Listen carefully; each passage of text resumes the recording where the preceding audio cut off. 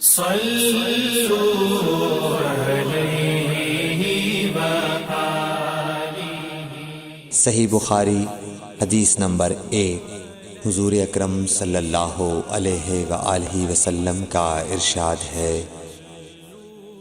تمام اعمال کا دار و مدار نیت پر ہے، اور ہر عمل کا نتیجہ ہر انسان کو اس کی نیت کے مطابق ہی ملے گا۔ پس جس کی ہجرت دولت دنیا حاصل کرنے کے لیے ہو یا کسی عورت سے شادی کی غرض سے ہو، پس اس کی ہجرت انہی چیزوں کے لیے ہوگی جن کے حاصل کرنے کی نیت سے اس نے ہجرت کی۔ صحیح بخاری حدیث نمبر 2۔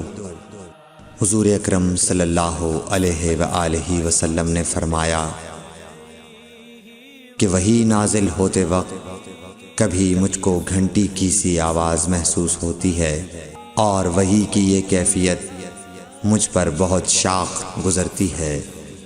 جب یہ کیفیت ختم ہوتی ہے تو میرے دل و دماغ پر اس فرشتے کے ذریعے نازل شدہ وحی محفوظ ہو جاتی ہے، اور کسی وقت ایسا ہوتا ہے کہ فرشتہ بشکل انسان میرے پاس آتا ہے اور مجھ سے کلام کرتا ہے، پس میں اس کا کہا ہوا یاد رکھ لیتا ہوں۔ صحیح بخاری حدیث نمبر 3۔ حضرت صلی اللہ علیہ وآلہ وسلم پر وحی کا ابتدائی دور اچھے سچے پاکیزہ خوابوں سے شروع ہوا۔ آپ خواب میں جو کچھ دیکھتے وہ صبح کی روشنی کی طرح صحیح اور سچا ثابت ہوتا۔ پھر من جانب قدرت آپ تنہائی پسند ہو گئے، اور آپ نے غار حرا میں خلوت نشینی اختیار فرمائی، اور کئی دن اور رات وہاں مسلسل عبادت اور یاد الہی و ذکر میں مشغول رہنے لگے۔ جب تک گھر آنے کو دل نہ چاہتا توشہ ہمراہ لیے ہوئے وہاں رہتے۔ توشہ ختم ہونے پر ہی اہلیہ محترمہ حضرت خدیجہ رضی اللہ تعالی عنہا کے پاس تشریف لاتے، اور کچھ توشہ ہمراہ لے کر پھر وہاں جا کر خلوت گزین ہو جاتے۔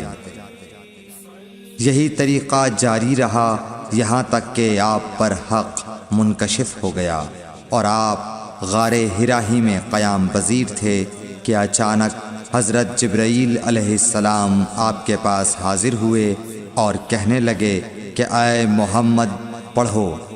آپ فرماتے ہیں کہ میں نے کہا کہ میں پڑھنا نہیں جانتا۔ آپ صلی اللہ علیہ وسلم فرماتے ہیں کہ فرشتے نے مجھے پکڑ کر اتنے زور سے بھینچا کہ میری طاقت جواب دے گئی، پھر مجھے چھوڑ کر کہا پڑھو۔ میں نے پھر وہی جواب دیا کہ میں پڑھا ہوا نہیں ہوں۔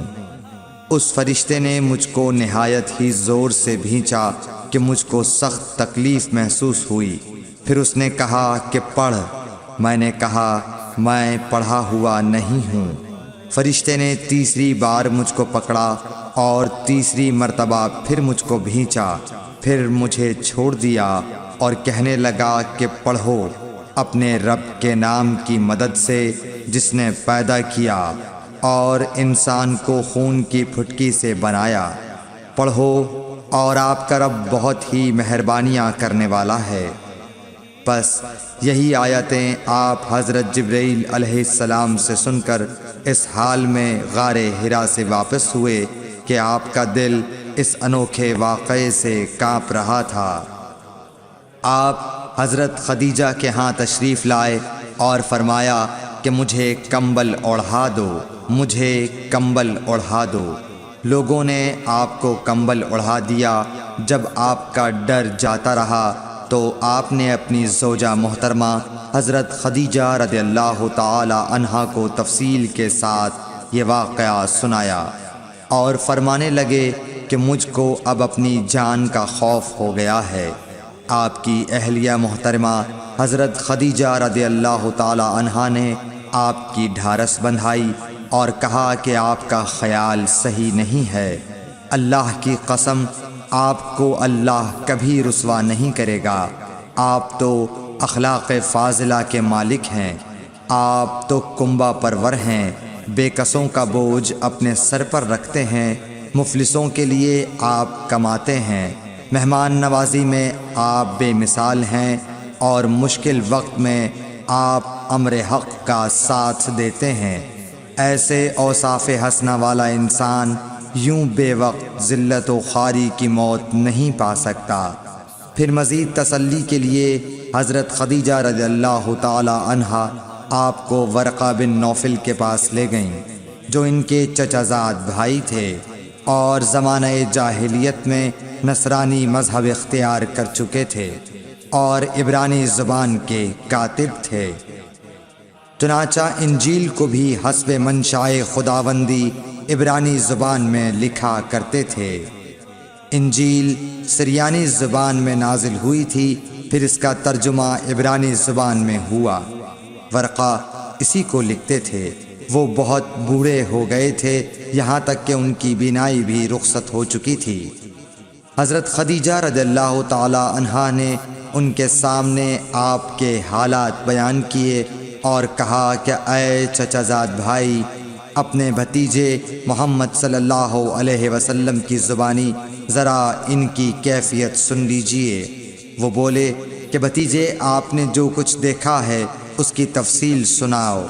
چنانچہ آپ صلی اللہ علیہ وآلہ وسلم نے از اول تا آخر پورا واقعہ سنایا، جسے سن کر ورقہ بے اختیار ہو کر بول اٹھے کہ یہ تو وہی ناموس معزز رازدان فرشتہ ہے جسے اللہ نے حضرت موسیٰ علیہ السلام پر وحی دے کر بھیجا تھا۔ کاش میں آپ کے اس عہد نبوت کے شروع ہونے پر جواں عمر ہوتا، کاش میں اس وقت تک زندہ رہتا جب کہ آپ کی قوم آپ کو اس شہر سے نکال دے گی۔ رسول کریم صلی اللہ علیہ وآلہ وسلم نے یہ سن کر تعجب سے پوچھا کہ کیا وہ لوگ مجھ کو نکال دیں گے، حالانکہ میں تو ان میں صادق و امین و مقبول ہوں۔ ورقہ بولا، ہاں یہ سب کچھ سچ ہے، مگر جو شخص بھی آپ کی طرح امر حق لے کر آیا لوگ اس کے دشمن ہی ہو گئے ہیں۔ اگر مجھے آپ کی نبوت کا وہ زمانہ مل جائے تو میں آپ کی پوری مدد کروں گا، مگر ورقہ کچھ دنوں کے بعد انتقال کر گئے۔ پھر کچھ عرصے تک وحی کی آمد موقوف رہی۔ صحیح بخاری حدیث نمبر 4۔ حضور اکرم صلی اللہ علیہ وآلہ وسلم نے وحی کے رک جانے کے زمانے کے حالات بیان فرماتے ہوئے کہا کہ ایک روز میں چلا جا رہا تھا کہ اچانک میں نے آسمان کی طرف ایک آواز سنی، اور میں نے اپنا سر آسمان کی طرف اٹھایا۔ کیا دیکھتا ہوں کہ وہی فرشتہ جو میرے پاس غار حرا میں آیا تھا وہ آسمان و زمین کے بیچ میں ایک کرسی پر بیٹھا ہوا ہے۔ میں اس سے ڈر گیا اور گھر آنے پر میں نے پھر کمبل اوڑھنے کی خواہش ظاہر کی۔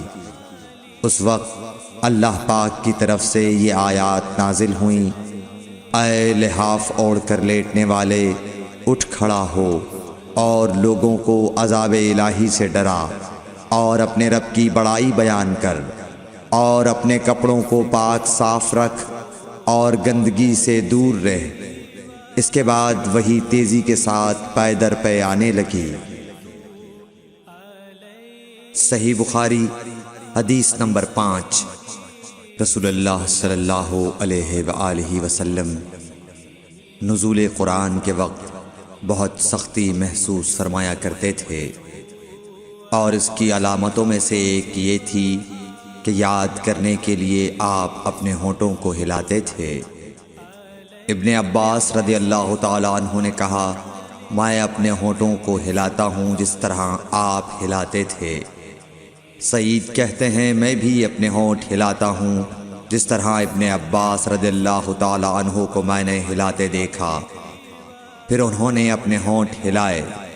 ابن عباس رضی اللہ تعالیٰ عنہ نے کہا، پھر یہ آیت اتری کہ اے محمد، قرآن کو جلد جلد یاد کرنے کے لیے اپنی زبان نہ ہلاؤ۔ اس کا جمع کر دینا اور پڑھا دینا ہمارا ذمہ ہے۔ حضرت ابن عباس رضی اللہ تعالی عنہ کہتے ہیں، یعنی قرآن آپ صلی اللہ علیہ وآلہ وسلم کے دل میں جمع دینا اور پڑھا دینا ہمارے ذمہ ہے۔ پھر جب ہم پڑھ چکے تو اس پڑھے ہوئے کی اتباع کرو۔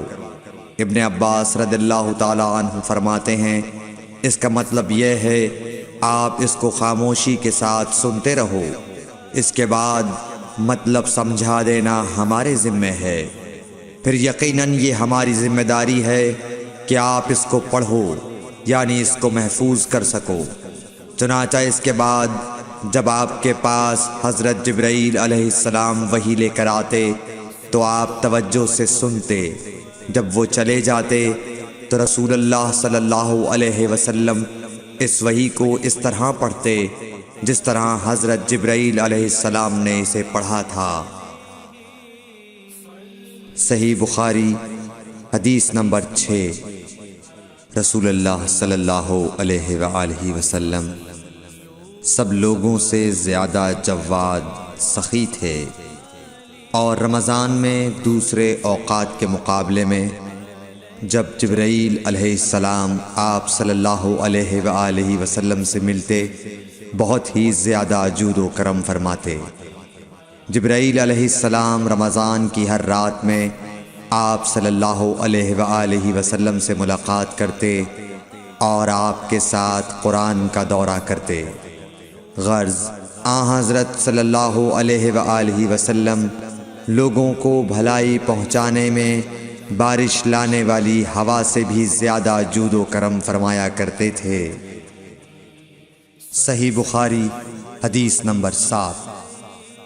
ہرقل شاہ روم نے قریش کے قافلے میں ایک آدمی بلانے کو بھیجا، اور اس وقت یہ لوگ تجارت کے لیے ملک شام گئے ہوئے تھے، اور یہ وہ زمانہ تھا جب رسول اللہ صلی اللہ علیہ وسلم نے قریش اور ابو سفیان سے ایک وقتی عہد کیا ہوا تھا۔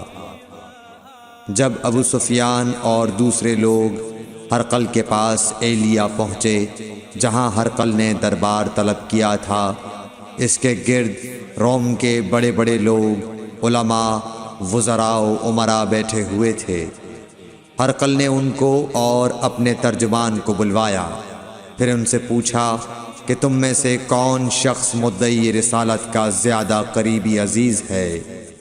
ابو سفیان کہتے ہیں کہ میں بول اٹھا کہ میں اس کا سب سے زیادہ قریبی رشتہ دار ہوں۔ یہ سن کر ہرقل نے حکم دیا کہ اس ابو سفیان کو میرے قریب لا کر بٹھاؤ اور اس کے ساتھیوں کو اس کی پیٹھ کے پیچھے بٹھا دو۔ پھر اپنے ترجمان سے کہا کہ ان لوگوں سے کہہ دو کہ میں ابو سفیان سے اس شخص یعنی محمد صلی اللہ علیہ وسلم کے حالات پوچھتا ہوں، اگر یہ مجھ سے کسی بات میں جھوٹ بول دے تو تم اس کا جھوٹ ظاہر کر دینا۔ ابو سفیان کا قول ہے کہ خدا کی قسم اگر مجھے یہ غیرت نہ آتی کہ یہ لوگ مجھ کو جھٹلائیں گے تو میں آپ صلی اللہ علیہ وسلم کی نسبت ضرور غلط گوئی سے کام لیتا۔ خیر، پہلی بات جو ہرقل نے مجھ سے پوچھی وہ یہ کہ اس شخص کا خاندان تم لوگوں میں کیسا ہے؟ میں نے کہا وہ تو بڑے اونچے عالی نسب والے ہیں۔ کہنے لگا اس سے پہلے بھی کسی نے تم لوگوں میں ایسی بات کہی تھی؟ میں نے کہا نہیں۔ کہنے لگا اچھا اس کے بڑوں میں کوئی بادشاہ ہوا ہے؟ میں نے کہا نہیں۔ پھر اس نے کہا بڑے لوگوں نے اس کی پیروی اختیار کی ہے یا کمزوروں نے؟ میں نے کہا نہیں، کمزوروں نے۔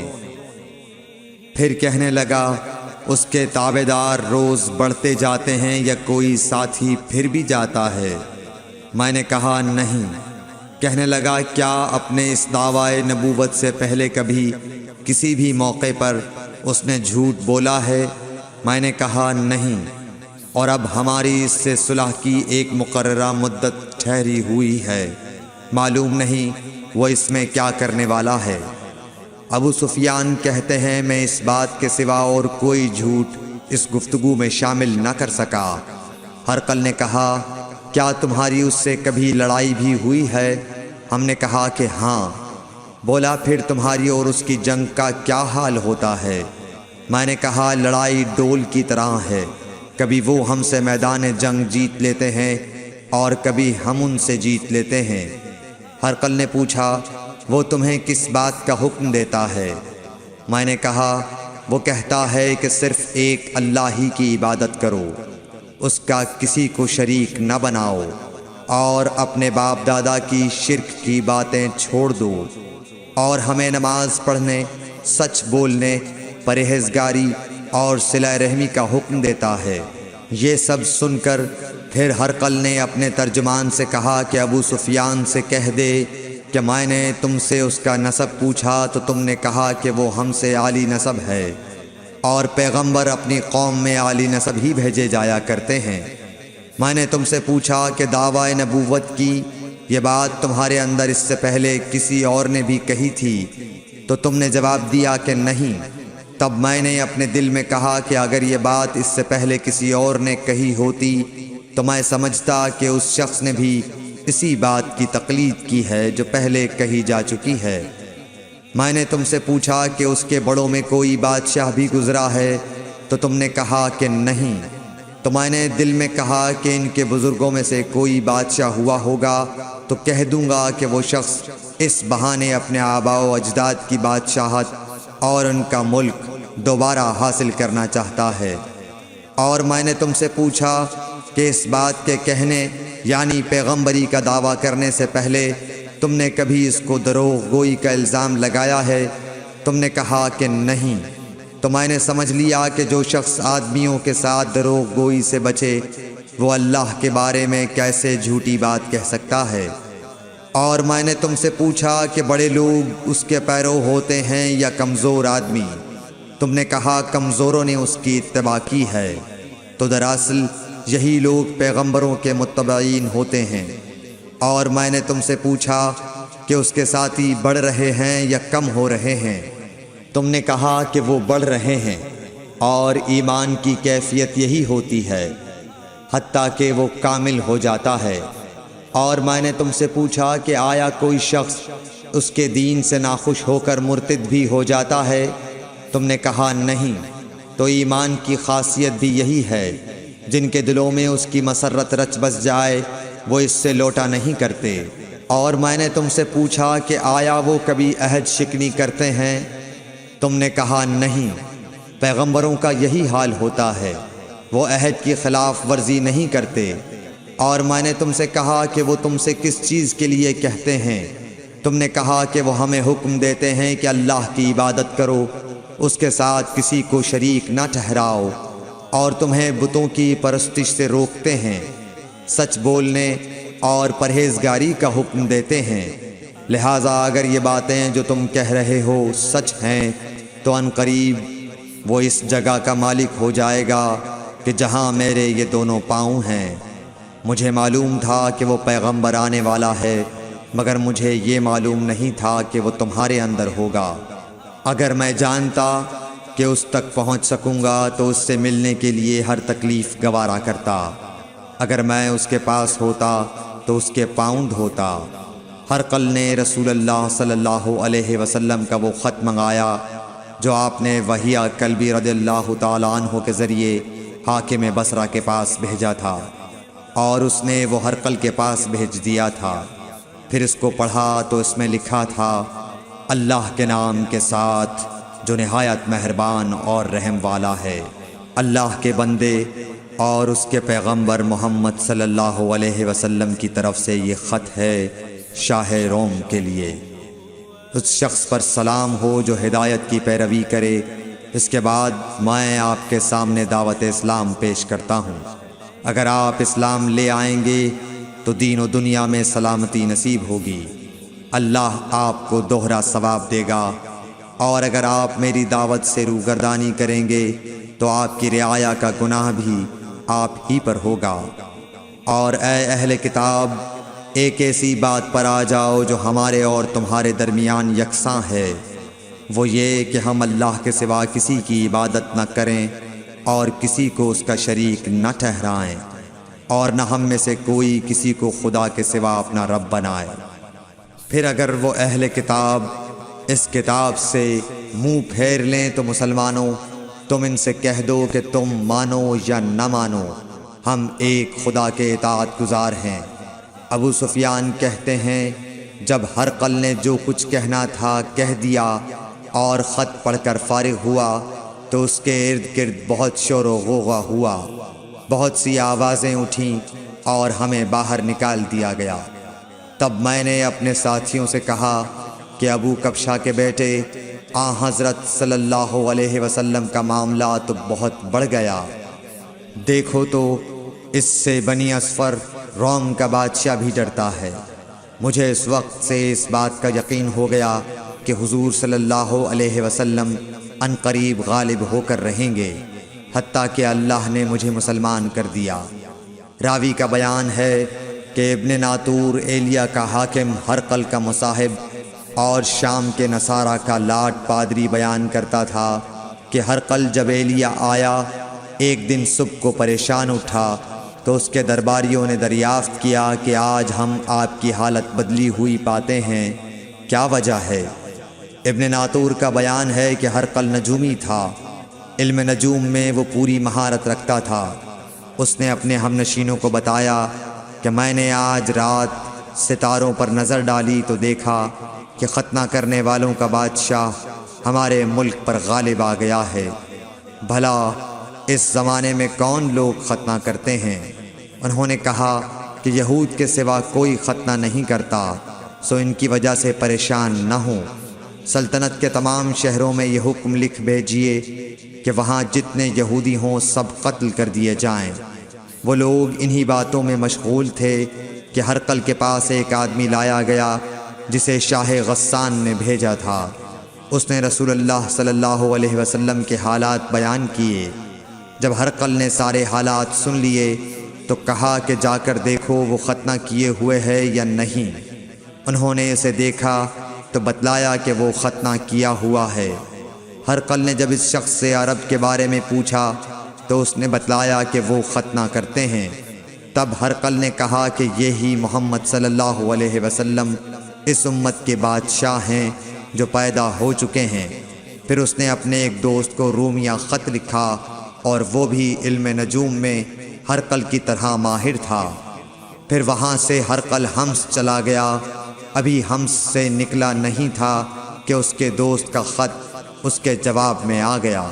اس کی رائے بھی حضور صلی اللہ علیہ وسلم کے ظہور کے بارے میں ہرقل کے موافق تھی کہ محمد صلی اللہ علیہ وسلم واقعی پیغمبر ہیں۔ اس کے بعد ہرقل نے روم کے بڑے آدمیوں کو اپنے حمص کے محل میں طلب کیا اور اس کے حکم سے محل کے دروازے بند کر لیے گئے۔ پھر وہ اپنے خاص محل سے باہر آیا اور کہا، اے روم والو، کیا ہدایت اور کامیابی میں کچھ حصہ تمہارے لیے بھی ہے؟ اگر تم اپنی سلطنت کی بقا چاہتے ہو تو پھر اس نبی صلی اللہ علیہ وسلم کی بیعت کر لو اور مسلمان ہو جاؤ۔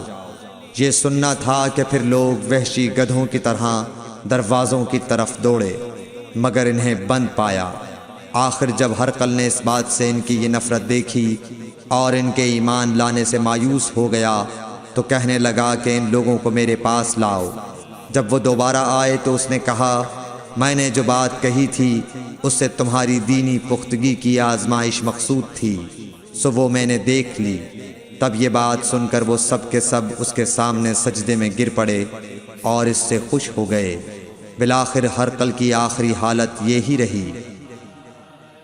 صحیح بخاری حدیث نمبر 8۔ رسول اللہ صلی اللہ علیہ وسلم نے فرمایا، اسلام کی بنیاد 5 چیزوں پر قائم کی گئی ہے۔ اول گواہی دینا کہ اللہ کے سوا کوئی معبود نہیں اور بے شک حضرت محمد صلی اللہ علیہ وسلم اللہ کے سچے رسول ہیں، اور نماز قائم کرنا اور زکوٰۃ ادا کرنا اور حج کرنا اور رمضان کے روزے رکھنا۔ صحیح بخاری حدیث نمبر 9۔ نبی کریم صلی اللہ علیہ وآلہ وسلم نے فرمایا کہ ایمان کی 60 سے کچھ اوپر شاخیں ہیں، اور حیا شرم بھی ایمان کی ایک شاخ ہے۔ صحیح بخاری حدیث نمبر 10۔ حضرت محمد مصطفیٰ صلی اللہ علیہ وآلہ وسلم نے فرمایا، مسلمان وہ ہے جس کی زبان اور ہاتھ سے مسلمان بچے رہیں، اور مہاجر وہ ہے جو ان کاموں کو چھوڑ دے جن سے اللہ نے منع فرمایا۔ حدیث نمبر 11۔ لوگوں نے پوچھا، یا رسول اللہ، کون سا اسلام افضل ہے؟ تو نبی صلی اللہ علیہ وسلم نے فرمایا، وہ جس کے ماننے والے مسلمانوں کی زبان اور ہاتھ سے سارے مسلمان سلامتی میں رہیں۔ صحیح بخاری حدیث نمبر 12۔ ایک دن ایک آدمی نے حضرت صلی اللہ علیہ وسلم سے پوچھا کہ کون سا اسلام بہتر ہے؟ فرمایا، یہ کہ تم کھانا کھلاؤ اور جس کو پہچانو اس کو بھی اور جس کو نہ پہچانو اس کو بھی، الغرض سب کو سلام کرو۔ صحیح بخاری حدیث نمبر 13۔ حضور اکرم صلی اللہ علیہ وآلہ وسلم نے فرمایا، تم میں سے کوئی شخص ایماندار نہ ہوگا جب تک اپنے بھائی کے لیے وہ نہ چاہے جو اپنے نفس کے لیے چاہتا ہے۔ صحیح بخاری حدیث نمبر 14۔ رسول کریم صلی اللہ علیہ وسلم نے فرمایا، قسم ہے اس ذات کی جس کے ہاتھ میں میری جان ہے، تم میں سے کوئی بھی ایماندار نہ ہوگا جب تک میں اس کے والد اور اولاد سے بھی زیادہ اس کا محبوب نہ بن جاؤں۔ صحیح بخاری حدیث نمبر 15۔ حضرت صلی اللہ علیہ وسلم نے فرمایا، تم میں سے کوئی شخص ایماندار نہ ہوگا جب تک اس کے والد اور اس کی اولاد اور تمام لوگوں سے زیادہ اس کے دل میں میری محبت نہ ہو جائے۔ صحیح بخاری حدیث نمبر 16۔ نبی کریم صلی اللہ علیہ وآلہ وسلم نے فرمایا، 3 خصلتیں ایسی ہیں کہ جس میں یہ پیدا ہو جائیں اس نے ایمان کی مٹھاس کو پا لیا۔ اول یہ کہ اللہ اور اس کا رسول اس کے نزدیک سب سے زیادہ محبوب بن جائیں، دوسرے یہ کہ وہ کسی انسان سے محض اللہ کی رضا کے لیے محبت رکھے، تیسرے یہ کہ وہ کفر میں واپس لوٹنے کو ایسا برا جانے جیسا کہ آگ میں ڈالے جانے کو برا جانتا ہے۔ صحیح بخاری حدیث نمبر 17۔ حضور اکرم صلی اللہ علیہ وآلہ وسلم نے فرمایا، انصار سے محبت رکھنا ایمان کی نشانی ہے، اور انصار سے کینہ رکھنا نفاق کی نشانی ہے۔ صحیح بخاری حدیث نمبر 18۔ رسول اللہ صلی اللہ علیہ وسلم نے اس وقت جب آپ کے گرد صحابہ کی ایک جماعت بیٹھی ہوئی تھی فرمایا کہ مجھ سے بیعت کرو اس بات پر کہ اللہ کے ساتھ کسی کو شریک نہ کرو گے، چوری نہ کرو گے، زنا نہ کرو گے، اپنی اولاد کو قتل نہ کرو گے، اور ناعمدن کسی پر کوئی ناحق بہتان باندھو گے، اور کسی بھی اچھی بات میں اللہ کی نافرمانی نہ کرو گے۔ جو کوئی تم میں اس عہد کو پورا کرے گا تو اس کا ثواب اللہ کے ذمے ہے، اور جو کوئی ان بری باتوں میں سے کسی کا ارتکاب کرے اور اسے دنیا میں اسلامی قانون کے تحت سزا دے دی گئی تو یہ سزا اس کے گناہوں کے لیے بدلہ ہو جائے گی، اور جو کوئی ان میں سے کسی بات میں مبتلا ہو گیا اور اللہ نے اس کے گناہ کو چھپا لیا تو پھر اس کا معاملہ اللہ کے حوالے ہے، اگر چاہے معاف کرے اور اگر چاہے سزا دے دے۔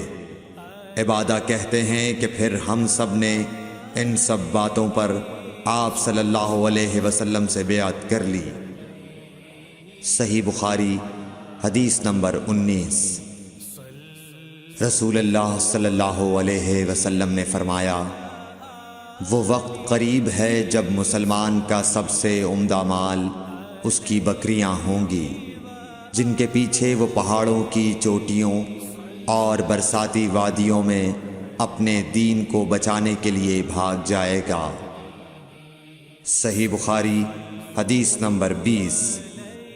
رسول اللہ صلی اللہ علیہ وسلم کسی کام کا حکم دیتے تو وہ ایسا ہی کام ہوتا جس کے کرنے کی لوگوں میں طاقت ہوتی۔ اس پر صحابہ کرام نے عرض کیا کہ یا رسول اللہ، ہم لوگ تو آپ جیسے نہیں ہیں، آپ تو معصوم ہیں اور آپ کی اللہ پاک نے اگلی پچھلی سب لغزشیں معاف فرما دی ہیں، اس لیے ہمیں اپنے سے کچھ زیادہ عبادت کرنے کا حکم فرمائیے۔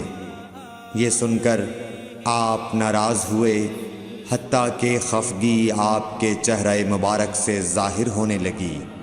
پھر فرمایا کہ بے شک میں تم سب سے زیادہ اللہ سے ڈرتا ہوں اور تم سب سے زیادہ اسے جانتا ہوں، پس تم مجھ سے بڑھ کر عبادت نہیں کر سکتے۔ صحیح بخاری حدیث نمبر 21۔ حضور اکرم صلی اللہ علیہ وآلہ وسلم نے ارشاد فرمایا، جس شخص میں یہ 3 باتیں ہوں گی وہ ایمان کا مزہ پالے گا۔ ایک یہ کہ وہ شخص جسے اللہ اور اس کا رسول ان کے ماں سوا سے زیادہ عزیز ہوں، اور دوسرے یہ کہ جو کسی بندے سے محض اللہ ہی کے لیے محبت کرے، اور تیسری بات یہ کہ جسے اللہ نے کفر سے نجات دی ہو، پھر دوبارہ کفر اختیار کرنے کو وہ ایسا برا سمجھے جیسا آگ میں گر جانے کو برا جانتا ہے۔ صحیح بخاری حدیث نمبر 22۔ حضرت محمد مصطفیٰ صلی اللہ علیہ وآلہ وسلم نے فرمایا، جب جنتی جنت میں اور دوزخی دوزخ میں داخل ہو جائیں گے، اللہ پاک فرمائے گا جس کے دل میں رائی کے دانے کے برابر بھی ایمان ہو، اس کو بھی دوزخ سے نکال لو۔ تب ایسے لوگ دوزخ سے نکال لیے جائیں گے اور وہ جل کر کوئلے کی طرح سیاہ ہو چکے ہوں گے، پھر زندگی کی نہر میں یا بارش کے پانی میں ڈالے جائیں گے۔ اس وقت وہ دانے کی طرح اگائیں گے جس طرح ندی کے کنارے دانے اگاتے ہیں۔ کیا تم نے نہیں دیکھا کہ دانہ زردی مائل پیچ در پیچ نکلتا ہے؟ صحیح بخاری حدیث نمبر 23۔ حضور اکرم صلی اللہ علیہ وآلہ وسلم نے فرمایا، میں ایک وقت سو رہا تھا، میں نے خواب میں دیکھا کہ لوگ میرے سامنے پیش کیے جا رہے ہیں اور وہ کرتے پہنے ہوئے ہیں، کسی کا کرتا سینے تک ہے اور کسی کا اس سے نیچا ہے۔ پھر میرے سامنے عمر بن خطاب لائے گئے، ان کے بدن پر جو کرتا تھا اسے وہ گھسیٹ رہے تھے، یعنی ان کا کرتا زمین تک نیچا تھا۔ صحابہ رضی اللہ تعالی عنہ نے پوچھا کہ یا رسول اللہ، اس کی کیا تعبیر ہے؟ آپ نے فرمایا کہ اس سے دین مراد ہے۔ صحیح بخاری حدیث نمبر 24۔ ایک مرتبہ رسول کریم صلی اللہ علیہ وسلم ایک انصاری شخص کے پاس سے گزرے، اس حال میں کہ وہ اپنے ایک بھائی سے کہہ رہے تھے کہ تم اتنی شرم کیوں کرتے ہو؟ آپ نے اس انصاری سے فرمایا کہ اس کو اس کے حال پر رہنے دو، کیونکہ حیا بھی ایمان ہی کا ایک حصہ ہے۔ صحیح بخاری حدیث نمبر 25۔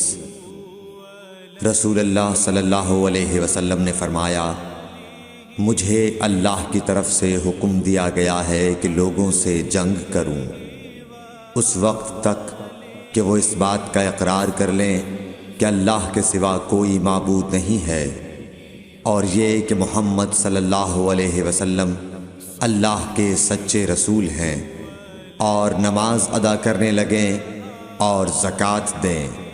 جس وقت وہ یہ کرنے لگیں گے تو مجھ سے اپنے جان و مال کو محفوظ کر لیں گے، سوائے اسلام کے حق کے۔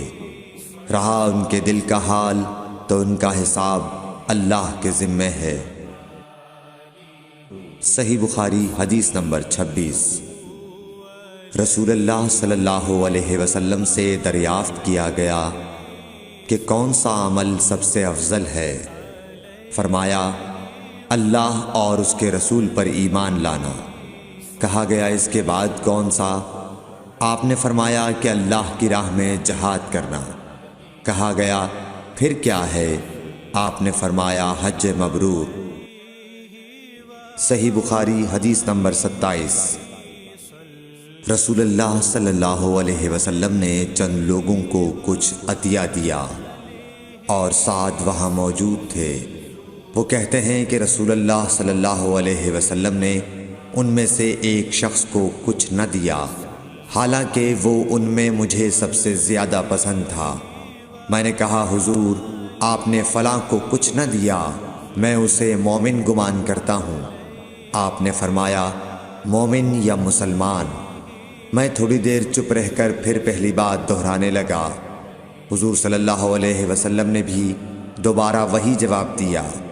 پھر آپ نے فرمایا کہ اے سعد، باوجود یہ کہ ایک شخص مجھے زیادہ عزیز ہے، پھر بھی میں اسے نظر انداز کر کے کسی اور دوسرے کو اس خوف کی وجہ سے یہ مال دیتا ہوں کہ وہ اپنی کمزوری کی وجہ سے اسلام سے پھر جائے اور اللہ اسے آگ میں اوندھا ڈال دے۔ صحیح بخاری حدیث نمبر 28۔ ایک آدمی نے رسول اللہ صلی اللہ علیہ وسلم سے پوچھا کون سا اسلام بہتر ہے؟ آپ صلی اللہ علیہ وسلم نے فرمایا کہ تو کھانا کھلائے اور ہر شخص کو سلام کرے، خواہ اس کو تو جانتا ہو یا نہ جانتا ہو۔ صحیح بخاری حدیث نمبر 29۔ حضرت صلی اللہ علیہ وسلم نے فرمایا مجھے دوزخ دکھلائی گئی تو اس میں زیادہ تر عورتیں تھیں جو کفر کرتی ہیں۔ کہا گیا حضور کیا وہ اللہ کے ساتھ کفر کرتی ہیں؟ آپ صلی اللہ علیہ وسلم نے فرمایا کہ خاوند کی ناشکری کرتی ہیں اور احسان کی ناشکری کرتی ہیں۔ اگر تم عمر بھر ان میں سے کسی کے ساتھ احسان کرتے رہو، پھر تمہاری طرف سے کبھی کوئی ان کے خیال میں ناگواری کی بات ہو جائے تو فوراً کہہ اٹھے گی کہ میں نے کبھی بھی تجھ سے کوئی بھلائی نہیں دیکھی۔ صحیح بخاری حدیث نمبر 30۔ حضرت صلی اللہ علیہ وآلہ وسلم فرماتے تھے جب دو مسلمان اپنی اپنی تلواریں لے کر بھڑ جائیں تو قاتل اور مقتول دونوں دوزخی ہیں۔ عرض کیا گیا یا رسول اللہ قاتل تو خیر ضرور دوزخی ہونا چاہیے، مقتول کیوں؟ فرمایا وہ بھی اپنے ساتھی کو مار ڈالنے کی حرص رکھتا تھا، موقع پاتا تو وہ اسے ضرور قتل کر دیتا، دل کے عزم سمیم پر وہ دوزخی ہوا۔ صحیح بخاری حدیث نمبر 31۔ ابو ذر ایک جوڑا پہنے ہوئے تھے اور ان کا غلام بھی جوڑا پہنے ہوئے تھا۔ سبب دریافت کیا گیا تو کہنے لگے کہ میں نے ایک شخص یعنی غلام کو برا بھلا کہا تھا اور اس کی ماں کی غیرت دلائی یعنی گالی دی، تو رسول اللہ صلی اللہ علیہ وسلم نے یہ معلوم کر کے مجھ سے فرمایا اے ابو ذر تو نے اسے ماں کے نام سے غیرت دلائی ہے، بے شک تجھ میں ابھی کچھ زمانہ جاہلیت کا اثر باقی ہے، یاد رکھو ماتحت لوگ تمہارے بھائی ہیں، اللہ نے اپنی کسی مصلحت کی بنا پر انہیں تمہارے قبضے میں دے رکھا ہے، تو جس کے ماتحت اس کا کوئی بھائی ہو تو اس کو بھی وہی کھلائے جو آپ کھاتا ہے، اور وہ کپڑا اسے پہنائے جو آپ پہنتا ہے، اور ان کو اتنے کام کی تکلیف نہ دو کہ ان کے لیے مشکل ہو جائے، اور اگر کوئی سخت کام ڈالو تو تم خود بھی ان کی مدد کرو۔ صحیح بخاری حدیث نمبر 32۔ جب سورہ انعام کی یہ آیت اتری، جو لوگ ایمان لائے اور انہوں نے اپنے ایمان میں گناہوں کی آمیزش نہیں کی، تو آپ صلی اللہ علیہ وسلم کے اصحاب نے کہا، یا رسول اللہ، یہ تو بہت ہی مشکل ہے، ہم میں کون ایسا ہے جس نے گناہ نہیں کیا؟ تب اللہ پاک نے سورہ لقمان کی یہ آیت اتاری کہ بے شک شرک بڑا ظلم ہے۔ صحیح بخاری حدیث نمبر 33۔ رسول اللہ صلی اللہ علیہ وآلہ وسلم نے فرمایا، منافق کی علامتیں 3 ہیں: جب بات کرے جھوٹ بولے، جب وعدہ کرے اس کے خلاف کرے، اور جب اس کو امین بنایا جائے تو خیانت کرے۔ صحیح بخاری حدیث نمبر 34۔ رسول اللہ صلی اللہ علیہ وسلم نے فرمایا کہ 4 عادتیں جس کسی میں ہوں تو وہ خالص منافق ہے، اور جس کسی میں ان 4 میں سے ایک عادت ہو تو وہ بھی نفاق ہی ہے جب تک اسے نہ چھوڑ دے۔ وہ یہ ہیں: جب اسے امین بنایا جائے تو امانت میں خیانت کرے، اور بات کرتے وقت جھوٹ بولے، اور جب کسی سے عہد کرے تو اسے پورا نہ کرے، اور جب کسی سے لڑے تو گالیوں پر اتر آئے۔ صحیح بخاری حدیث نمبر 35۔ رسول اللہ صلی اللہ علیہ وسلم نے فرمایا، جو شخص شب قدر ایمان کے ساتھ محض ثواب آخرت کے لیے ذکر و عبادت میں گزارے، اس کے گزشتہ گناہ بخش دیے جاتے ہیں۔ صحیح بخاری حدیث نمبر 36۔ رسول اللہ صلی اللہ علیہ وسلم نے فرمایا، جو شخص اللہ کی راہ میں جہاد کے لیے نکلا، اللہ اس کا ضامن ہو گیا۔ اللہ تعالیٰ فرماتا ہے، اس کو میری ذات پر یقین اور میرے پیغمبروں کی تصدیق نے اس سرفروشی کے لیے گھر سے نکالا ہے۔ میں اس بات کا ضامن ہوں کہ یا تو اس کو واپس کر دوں ثواب اور مال غنیمت کے ساتھ، یا شہید ہونے کے بعد جنت میں داخل کر دوں۔ رسول اللہ صلی اللہ علیہ وسلم نے فرمایا، اور اگر میں اپنی امت پر اس کام کو دشوار نہ سمجھتا تو لشکر کا ساتھ نہ چھوڑتا، اور میری خواہش ہے کہ اللہ کی راہ میں مارا جاؤں، پھر زندہ کیا جاؤں، پھر مارا جاؤں، پھر زندہ کیا جاؤں، پھر مارا جاؤں۔ صحیح بخاری حدیث نمبر 37۔ حضرت صلی اللہ علیہ وسلم نے فرمایا، جو کوئی رمضان میں راتوں کو ایمان رکھ کر اور ثواب کے لیے عبادت کرے، اس کے اگلے گناہ بخش دیے جاتے ہیں۔ صحیح بخاری حدیث نمبر 38۔ حضرت صلی اللہ علیہ وسلم نے فرمایا، جس نے رمضان کے روزے ایمان اور خالص نیت کے ساتھ رکھے، اس کے پچھلے گناہ بخش دیے گئے۔ صحیح بخاری حدیث نمبر 39۔ حضرت صلی اللہ علیہ وسلم نے فرمایا، بے شک دین آسان ہے، اور جو شخص دین میں سختی اختیار کرے گا تو دین اس پر غالب آ جائے گا اور اس کی سختی نہ چل سکے گی۔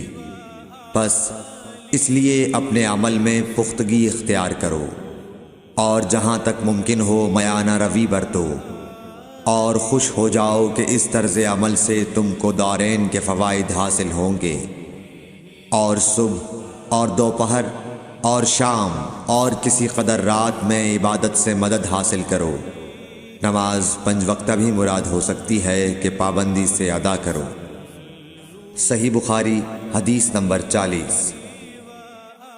رسول اللہ صلی اللہ علیہ وسلم جب مدینہ تشریف لائے تو پہلے اپنی نانہال اترے جو انصار تھے، اور وہاں آپ نے 16 یا 17 ماہ بیت المقدس کی طرف منہ کر کے نماز پڑھی، اور آپ کی خواہش تھی کہ آپ کا قبلہ بیت اللہ کی طرف ہو۔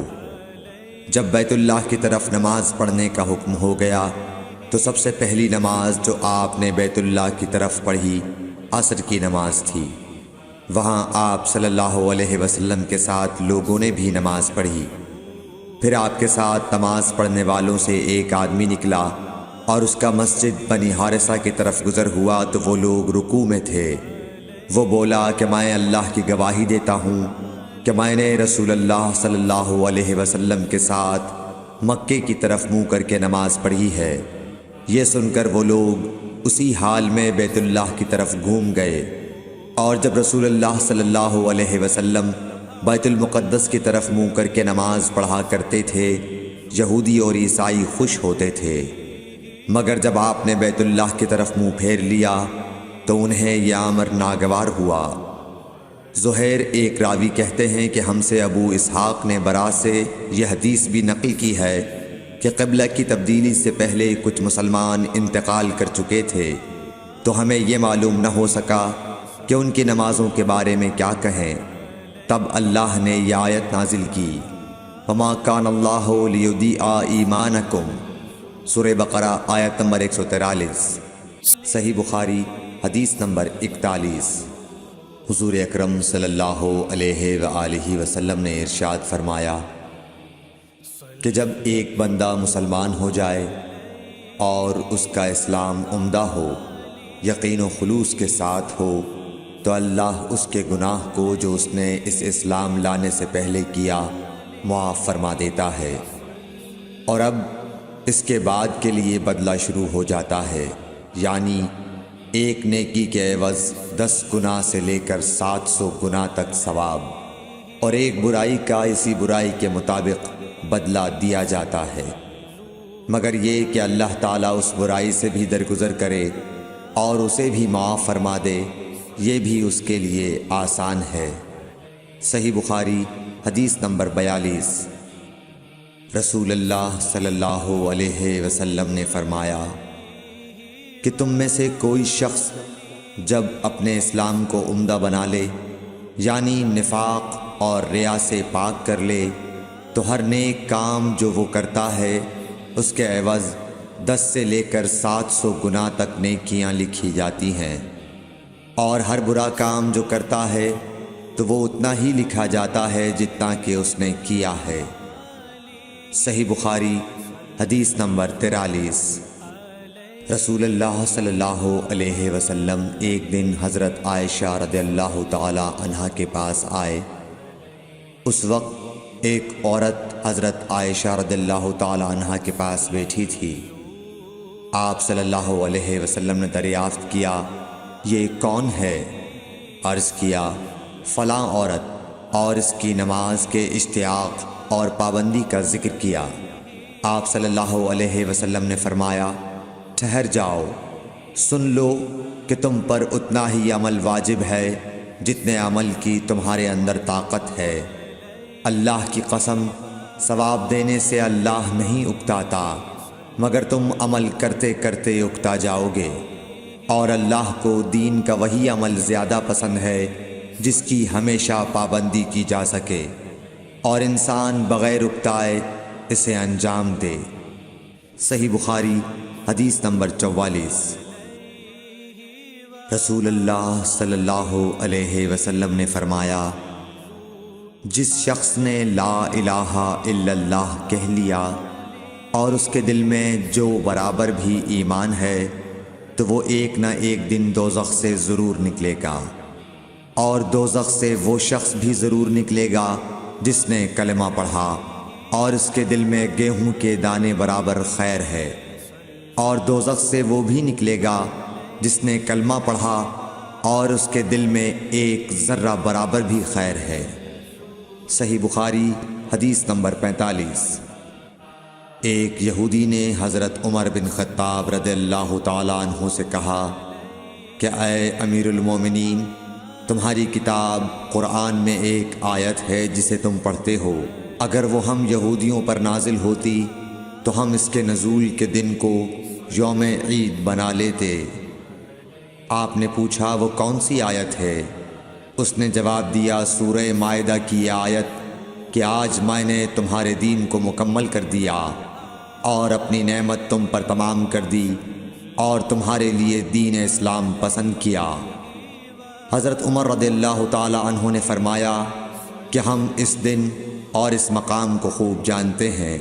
جب یہ آیت رسول اللہ صلی اللہ علیہ وسلم پر نازل ہوئی، اس وقت آپ صلی اللہ علیہ وسلم عرفات میں جمعے کے دن کھڑے ہوئے تھے۔ صحیح بخاری حدیث نمبر 46۔ طلحہ بن عبید اللہ کہتے تھے کہ نجد والوں میں سے ایک شخص حضرت صلی اللہ علیہ وسلم کے پاس آیا، سر پریشان یعنی بال بکھرے ہوئے تھے۔ ہم اس کی آواز کی بن بناہٹ سنتے تھے اور ہم سمجھ نہیں پا رہے تھے کہ وہ کیا کہہ رہا ہے، یہاں تک کہ وہ نزدیک آن پہنچا جب معلوم ہوا کہ وہ اسلام کے بارے میں پوچھ رہا ہے۔ حضرت صلی اللہ علیہ وسلم نے فرمایا کہ اسلام دن رات میں 5 نمازیں پڑھنا ہے۔ اس نے کہا بس اس کے سوا تو اور کوئی نماز مجھ پر نہیں۔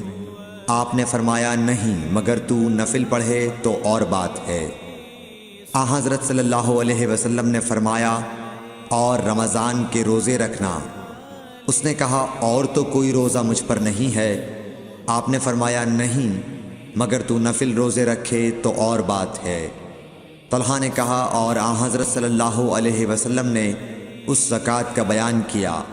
وہ کہنے لگا کہ بس اور کوئی صدقہ مجھ پر نہیں ہے۔ آپ نے فرمایا نہیں، مگر یہ کہ تو نفل صدقہ دے تو اور بات ہے۔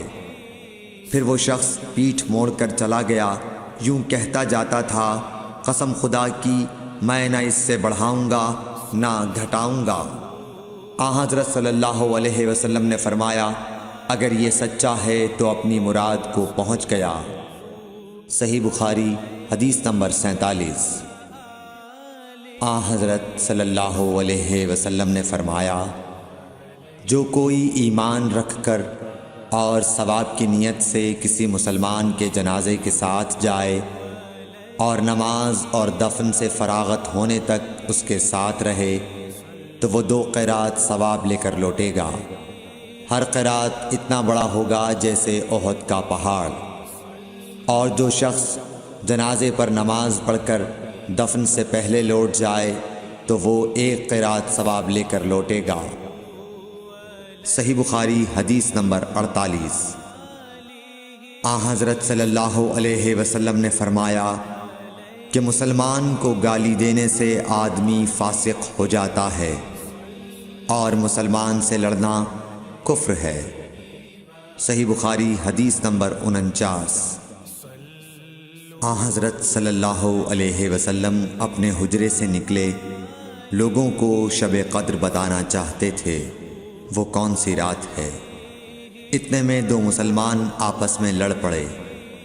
آپ صلی اللہ علیہ وسلم نے فرمایا میں تو اس لیے باہر نکلا تھا کہ تم کو شب قدر بتلاؤں، اور فلاں فلاں آدمی لڑ پڑے تو وہ میرے دل سے اٹھا لی گئی، اور شاید اسی میں کچھ تمہاری بہتری ہو۔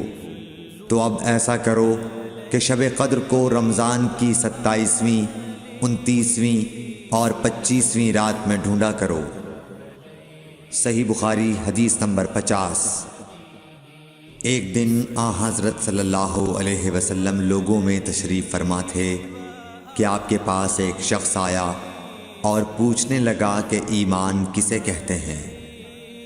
آپ صلی اللہ علیہ وسلم نے فرمایا کہ ایمان یہ ہے کہ تم اللہ پاک کے وجود اور اس کی وحدانیت پر ایمان لاؤ، اور اس کے فرشتوں کے وجود پر، اور اس اللہ کی ملاقات کے برحق ہونے پر، اور اس کے رسولوں کے برحق ہونے پر، اور مرنے کے بعد دوبارہ اٹھنے پر ایمان لاؤ۔ پھر اس نے پوچھا کہ اسلام کیا ہے؟ آپ صلی اللہ علیہ وسلم نے پھر جواب دیا کہ اسلام یہ ہے کہ تم خالص اللہ کی عبادت کرو اور اس کے ساتھ کسی کو شریک نہ بناؤ، اور نماز قائم کرو، اور زکوٰۃ فرض ادا کرو، اور رمضان کے روزے رکھو۔ پھر اس نے احسان کے متعلق پوچھا۔ آپ صلی اللہ علیہ وسلم نے فرمایا احسان یہ ہے کہ تم اللہ کی عبادت اس طرح کرو گویا تم اسے دیکھ رہے ہو۔ اگر یہ درجہ نہ حاصل ہو تو پھر یہ تو سمجھو کہ وہ تم کو دیکھ رہا ہے۔ پھر اس نے پوچھا کہ قیامت کب آئے گی؟ آپ صلی اللہ علیہ وسلم نے فرمایا کہ اس کے بارے میں جواب دینے والا پوچھنے والے سے کچھ زیادہ نہیں جانتا، البتہ میں تمہیں اس کی نشانیاں بتلا سکتا ہوں۔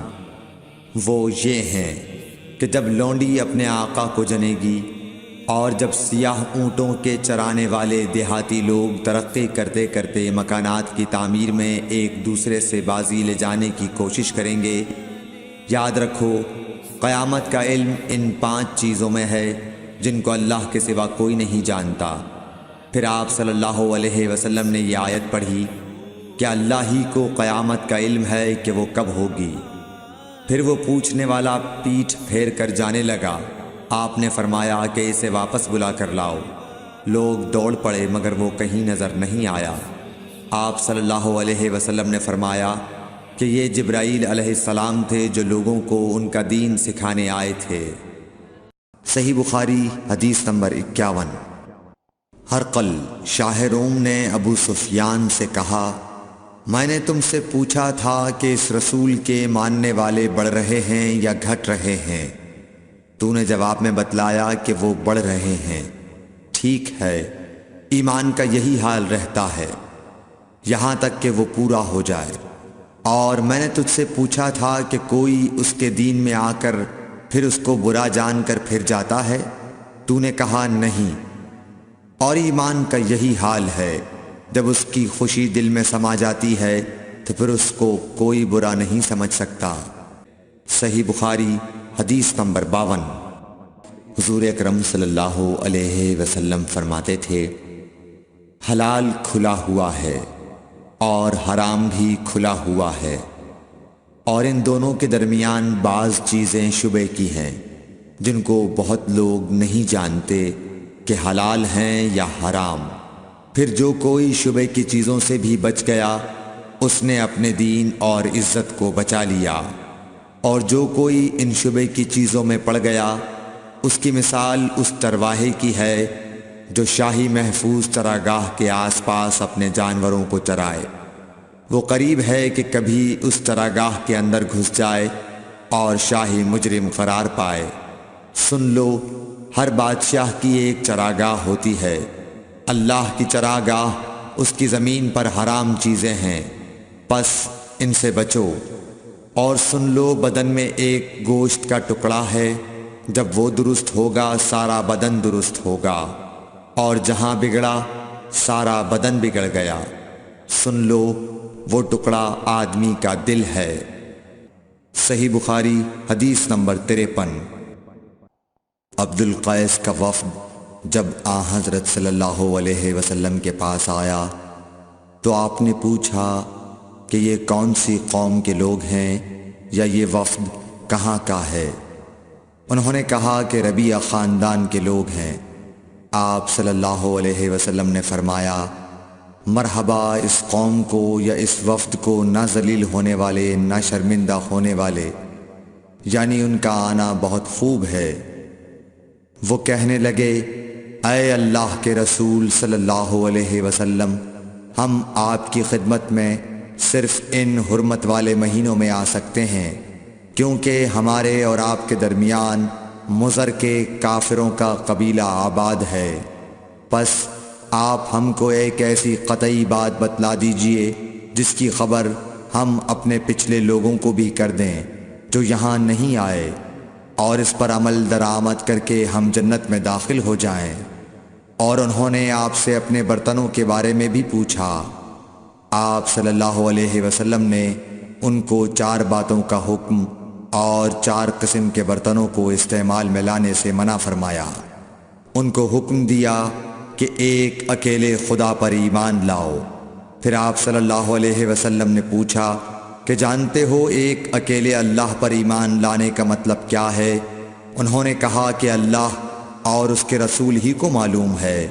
آپ نے فرمایا کہ اس بات کی گواہی دینا کہ اللہ کے سوا کوئی معبود نہیں، اور یہ حضرت محمد صلی اللہ علیہ وسلم اس کے سچے رسول ہیں، اور نماز قائم کرنا اور زکوٰۃ ادا کرنا اور رمضان کے روزے رکھنا اور مال غنیمت سے جو ملے اس کا 5واں حصہ مسلمانوں کے بیت المال میں داخل کرنا، اور 4 برتنوں کے استعمال سے آپ صلی اللہ علیہ وسلم نے ان کو منع فرمایا، سبز لاکھی مرتبان سے اور کدو کے بنائے ہوئے برتن سے، لکڑی کے کھودے ہوئے برتن سے اور روغنی برتن سے، اور فرمایا کہ ان باتوں کو حفظ کر لو اور ان لوگوں کو بھی بتلا دینا جو تم سے پیچھے ہیں اور یہاں نہیں آئے ہیں۔ صحیح بخاری حدیث نمبر 54۔ حضرت صلی اللہ علیہ وسلم نے فرمایا، عمل نیت ہی سے صحیح ہوتے ہیں یا نیت ہی کے مطابق ان کو بدلہ ملتا ہے، اور ہر آدمی کو وہی ملے گا جو نیت کرے گا۔ پس جو کوئی اللہ اور اس کے رسول کی رضا کے لیے ہجرت کرے اور اس کی ہجرت اللہ اور اس کے رسول کی طرف ہوگی، اور جو کوئی دنیا کمانے کے لیے یا کسی عورت سے شادی کرنے کے لیے ہجرت کرے گا تو اس کی ہجرت انہی کاموں کے لیے ہوگی۔ صحیح بخاری حدیث نمبر 55۔ حضرت صلی اللہ علیہ وسلم نے فرمایا، جب آدمی ثواب کی نیت سے اپنے اہل و عیال پر خرچ کرے پس وہ بھی اس کے لیے صدقہ ہے۔ صحیح بخاری حدیث نمبر 56۔ حضرت صلی اللہ علیہ وسلم نے فرمایا، بے شک تو جو کچھ خرچ کرے اور اس سے تیری نیت اللہ کی رضا حاصل کرنی ہو تو تجھ کو اس کا ثواب ملے گا، یہاں تک کہ اس پر بھی جو تو اپنی بیوی کے منہ میں ڈالے۔ صحیح بخاری حدیث نمبر 57۔ جریر بن عبداللہ رضی اللہ تعالی عنہ نے کہا کہ حضرت صلی اللہ علیہ وسلم سے میں نے نماز قائم کرنے اور زکوٰۃ ادا کرنے اور ہر مسلمان کی خیر خواہی کرنے پر بیعت کی۔ صحیح بخاری حدیث نمبر 58۔ جس دن مغیرہ بن شعبہ حاکم کوفہ کا انتقال ہوا تو جریر بن عبداللہ رضی اللہ تعالی عنہ خطبے کے لیے کھڑے ہوئے اور اللہ کی تعریف اور خوبی بیان کی، اور کہا تم کو اکیلے اللہ کا ڈر رکھنا چاہیے، اس کا کوئی شریک نہیں، اور تحمل اور اطمینان سے رہنا چاہیے اس وقت تک کہ کوئی دوسرا حاکم تمہارے اوپر آئے، اور وہ ابھی آنے والا ہے۔ پھر فرمایا کہ اپنے مرنے والے حاکم کے لیے دعائے مغفرت کرو، کیونکہ وہ مغیرہ بھی معافی کو پسند کرتا تھا۔ پھر کہا کہ اس کے بعد تم کو معلوم ہونا چاہیے کہ میں ایک دفعہ حضرت صلی اللہ علیہ وسلم کے پاس آیا اور میں نے عرض کیا کہ میں آپ سے اسلام پر بیعت کرتا ہوں۔ آپ نے مجھ سے ہر مسلمان کی خیر خواہی کے لیے شرط کی، پس میں نے اس شرط پر آپ سے بیعت کر لی۔ پس اس مسجد کے رب کی قسم کہ میں تمہارا خیر خواہ ہوں۔ پھر استغفار کیا اور ممبر سے اتر آئے۔ صحیح بخاری حدیث نمبر 59۔ ایک بار حضرت صلی اللہ علیہ وسلم لوگوں میں بیٹھے ہوئے ان سے باتیں کر رہے تھے، اتنے میں ایک دیہاتی آپ کے پاس آیا اور پوچھنے لگا کہ قیامت کب آئے گی۔ آپ صلی اللہ علیہ وسلم اپنی گفتگو میں مصروف رہے۔ بعض لوگ جو مجلس میں تھے کہنے لگے، آپ صلی اللہ علیہ وسلم نے دیہاتی کی بات سنی لیکن پسند نہیں کی، اور بعض کہنے لگے کہ نہیں بلکہ آپ نے اس کی بات سنی ہی نہیں۔ جب آپ اپنی باتیں پوری کر چکے تو میں سمجھتا ہوں کہ آپ صلی اللہ علیہ وسلم نے یوں فرمایا، وہ قیامت کے بارے میں پوچھنے والا کہاں گیا؟ اس دیہاتی نے کہا، حضور میں موجود ہوں۔ آپ نے فرمایا کہ جب امانت ایمانداری دنیا سے اٹھ جائے تو قیامت قائم ہونے کا انتظار کر۔ اس نے کہا، ایمانداری اٹھنے کا کیا مطلب ہے؟ آپ صلی اللہ علیہ وسلم نے فرمایا کہ جب حکومت کے کاروبار نالائق لوگوں کو سونپ دیے جائیں تو قیامت کا انتظار کر۔ صحیح بخاری حدیث نمبر 60۔ عبداللہ بن عمرو نے کہا کہ ایک سفر میں جو ہم نے کیا تھا حضرت صلی اللہ علیہ وسلم ہم سے پیچھے رہ گئے، اور آپ صلی اللہ علیہ وسلم ہم سے اس وقت ملے جب عصر کی نماز کا وقت آن پہنچا تھا۔ ہم جلدی جلدی وضو کر رہے تھے، پس پاؤں کو خوب دھونے کے بدل ہم یوں ہی سا دھو رہے تھے۔ یہ حال دیکھ کر آپ صلی اللہ علیہ وسلم نے بلند آواز سے پکارا، دیکھو ایڑیوں کی خرابی دوزخ سے ہونے والی ہے۔ 2 یا 3 بار آپ صلی اللہ علیہ وسلم نے یوں ہی بلند آواز سے فرمایا۔ صحیح بخاری حدیث نمبر 60۔ صحیح بخاری حدیث نمبر 61۔ حضرت صلی اللہ علیہ وسلم نے فرمایا، درختوں میں ایک درخت ایسا ہے کہ اس کے پتے نہیں جھڑتے، اور مسلمان کی مثال اسی درخت کی سی ہے، بتاؤ وہ کون سا درخت ہے؟ یہ سن کر لوگوں کا خیال جنگل کی طرف دوڑا۔ عبداللہ رضی اللہ تعالی عنہ نے کہا، میرے دل میں آیا کہ وہ کھجور کا درخت ہے، مگر میں اپنی کمسنی کی شرم سے نہ بولا۔ آخر صحابہ نے حضرت صلی اللہ علیہ وسلم سے پوچھا کہ وہ کون سا درخت ہے؟ آپ نے فرمایا، وہ کھجور کا درخت ہے۔ صحیح بخاری حدیث نمبر 62۔ حضرت صلی اللہ علیہ وسلم نے فرمایا، درختوں میں سے ایک درخت ایسا ہے کہ اس کے پتے نہیں جھڑتے، اور مسلمان کی بھی یہی مثال ہے، بتلاؤ وہ کون سا درخت ہے؟ یہ سن کر لوگوں کے خیالات جنگل کے درختوں میں چلے گئے۔ عبداللہ نے کہا کہ میرے دل میں آیا کہ بتلا دوں کہ وہ کھجور کا درخت ہے، لیکن وہاں بہت بزرگ موجود تھے، اس لیے مجھ کو شرم آئی۔ آخر صحابہ نے عرض کیا، یا رسول اللہ، آپ ہی بیان فرما دیجئے۔ آپ صلی اللہ علیہ وسلم نے بتلایا کہ وہ کھجور کا درخت ہے۔ صحیح بخاری حدیث نمبر 63۔ حضرت صلی اللہ علیہ وآلہ وسلم ایک بار مسجد میں بیٹھے ہوئے تھے، اتنے میں ایک شخص اونٹ پر سوار ہو کر آیا اور اونٹ کو مسجد میں بٹھا کر باندھ دیا۔ پھر پوچھنے لگا، بھائیو تم لوگوں میں محمد کون سے ہیں؟ حضرت صلی اللہ علیہ وسلم اس وقت لوگوں میں تکیہ لگائے بیٹھے ہوئے تھے۔ ہم نے کہا، حضرت محمد صلی اللہ علیہ وسلم یہ سفید رنگ والے بزرگ ہیں جو تکیہ لگائے ہوئے تشریف فرما ہیں۔ تب وہ آپ سے مخاطب ہوا کہ اے عبد المطلب کے فرزند۔ آپ صلی اللہ علیہ وسلم نے فرمایا، کہو میں آپ کی بات سن رہا ہوں۔ وہ بولا، میں آپ سے کچھ دینی باتیں دریافت کرنا چاہتا ہوں، اور ذرا سختی سے بھی پوچھوں گا تو آپ اپنے دل میں برا نہ مانیے گا۔ آپ صلی اللہ علیہ وسلم نے فرمایا، نہیں، جو تمہارا دل چاہے پوچھو۔ تب اس نے کہا کہ میں آپ کے رب اور اگلے لوگوں کے رب تبارک و تعالی کی قسم دے کر پوچھتا ہوں، کیا آپ کو اللہ نے دنیا کے سب لوگوں کی طرف رسول بنا کر بھیجا ہے؟ آپ صلی اللہ علیہ وسلم نے فرمایا، ہاں یا میرے اللہ۔ پھر اس نے کہا، میں آپ کو اللہ کی قسم دیتا ہوں، کیا اللہ نے آپ کو رات دن میں 5 نمازیں پڑھنے کا حکم فرمایا ہے؟ آپ صلی اللہ علیہ وسلم نے فرمایا، ہاں یا میرے اللہ۔ پھر کہنے لگا، میں آپ کو اللہ کی قسم دے کر پوچھتا ہوں کہ کیا اللہ نے آپ کو یہ حکم دیا ہے کہ سال بھر میں اس مہینے رمضان کے روزے رکھو؟ آپ صلی اللہ علیہ وسلم نے فرمایا، ہاں یا میرے اللہ۔